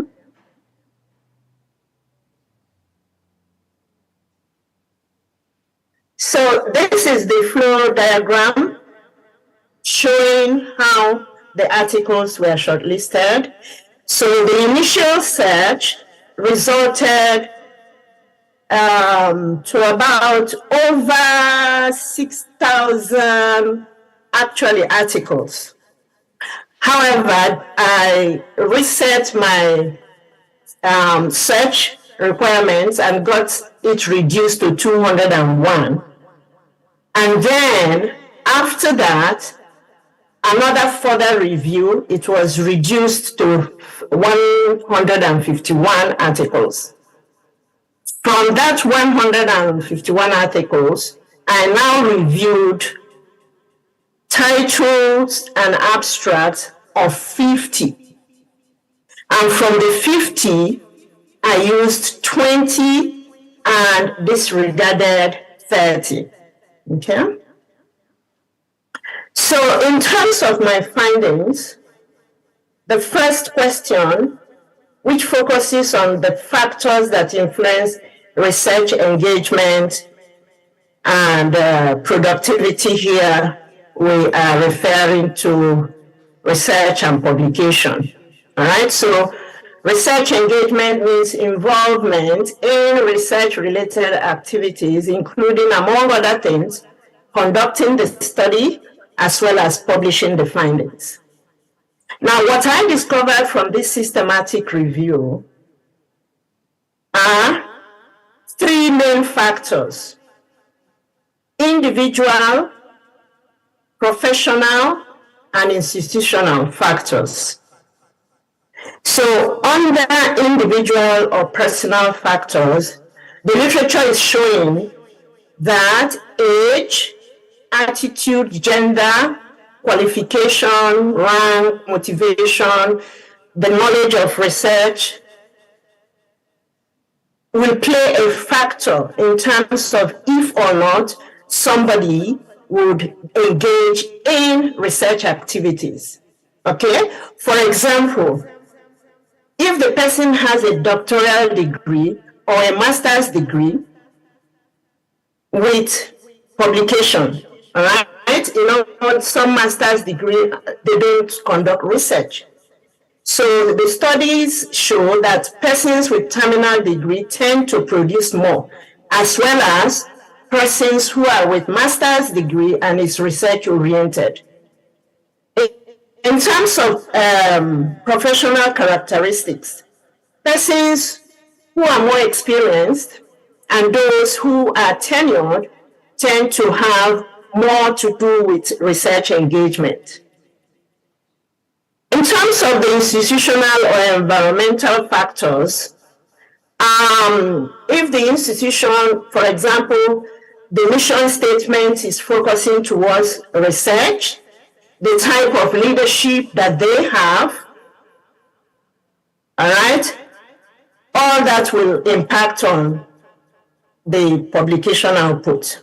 And of course, we know that some institutions, especially in North America, are associated with the classification, for example, very high research activity and so on. So those tend to be more productive in research. For the side effect of publish or perish, I came across a lot of malpractices, such as splitting the data or milking the data, plagiarism, duplication, unethical practices like fabrication, wasteful research, that's where persons will do research that will not inform policy or solve any problem, and negative reinforcement, seeing publication as something negative and therefore will not want to do with it, as well as increase in the number of journals or publication outfits that have very low quality in terms of peer review. Then we see the psychological aspects such as emotional, worrying, fear, and all that. Then competing demands in terms of workload, and then inequality in terms of the publication outfit. Most very good journals are in first world countries. And those first world countries do not allow persons from third world countries so much to publish. The rejection rate tends to be high. For the last research question, how can teacher educators publish without perishing?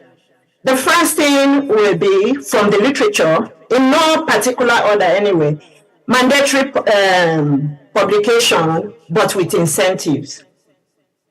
Then number two, having something like mentorship, because some persons need their hands to be held while they go into publishing. Making available publication fees, allowing these persons to collaborate, doing workshops, and so on.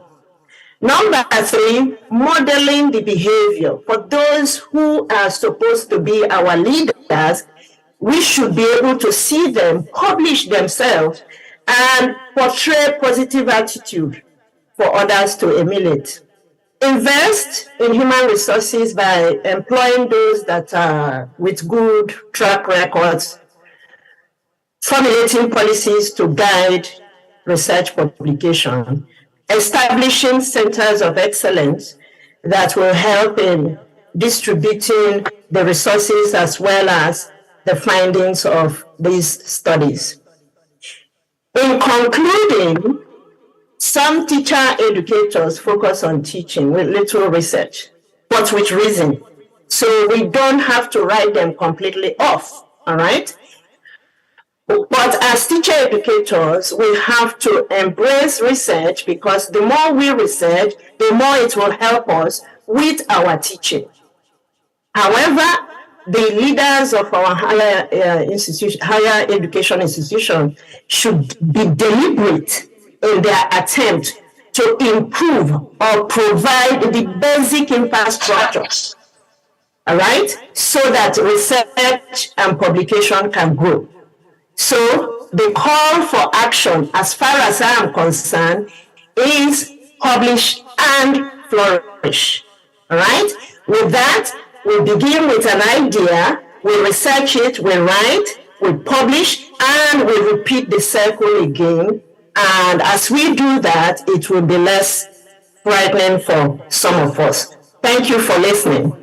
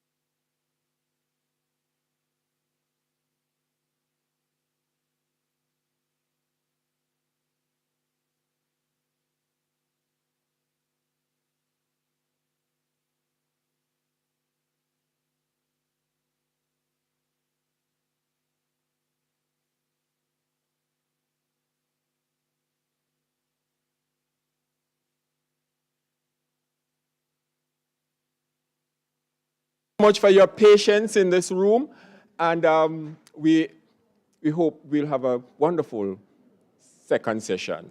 Enjoy your lunch. No, my lunch can't be finished. Enjoy lunch. All right.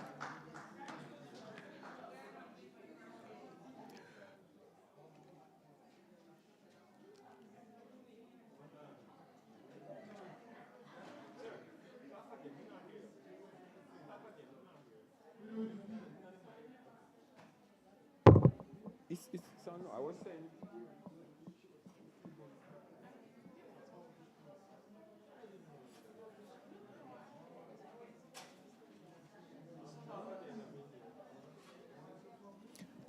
Hurry and get some lunch for the next session, before the next session begins. Are you here?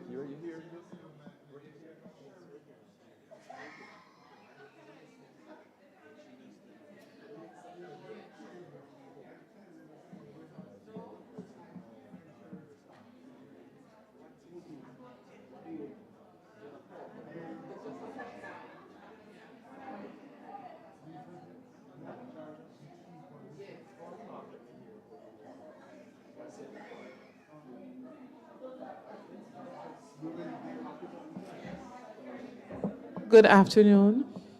Do you need me to say anything more?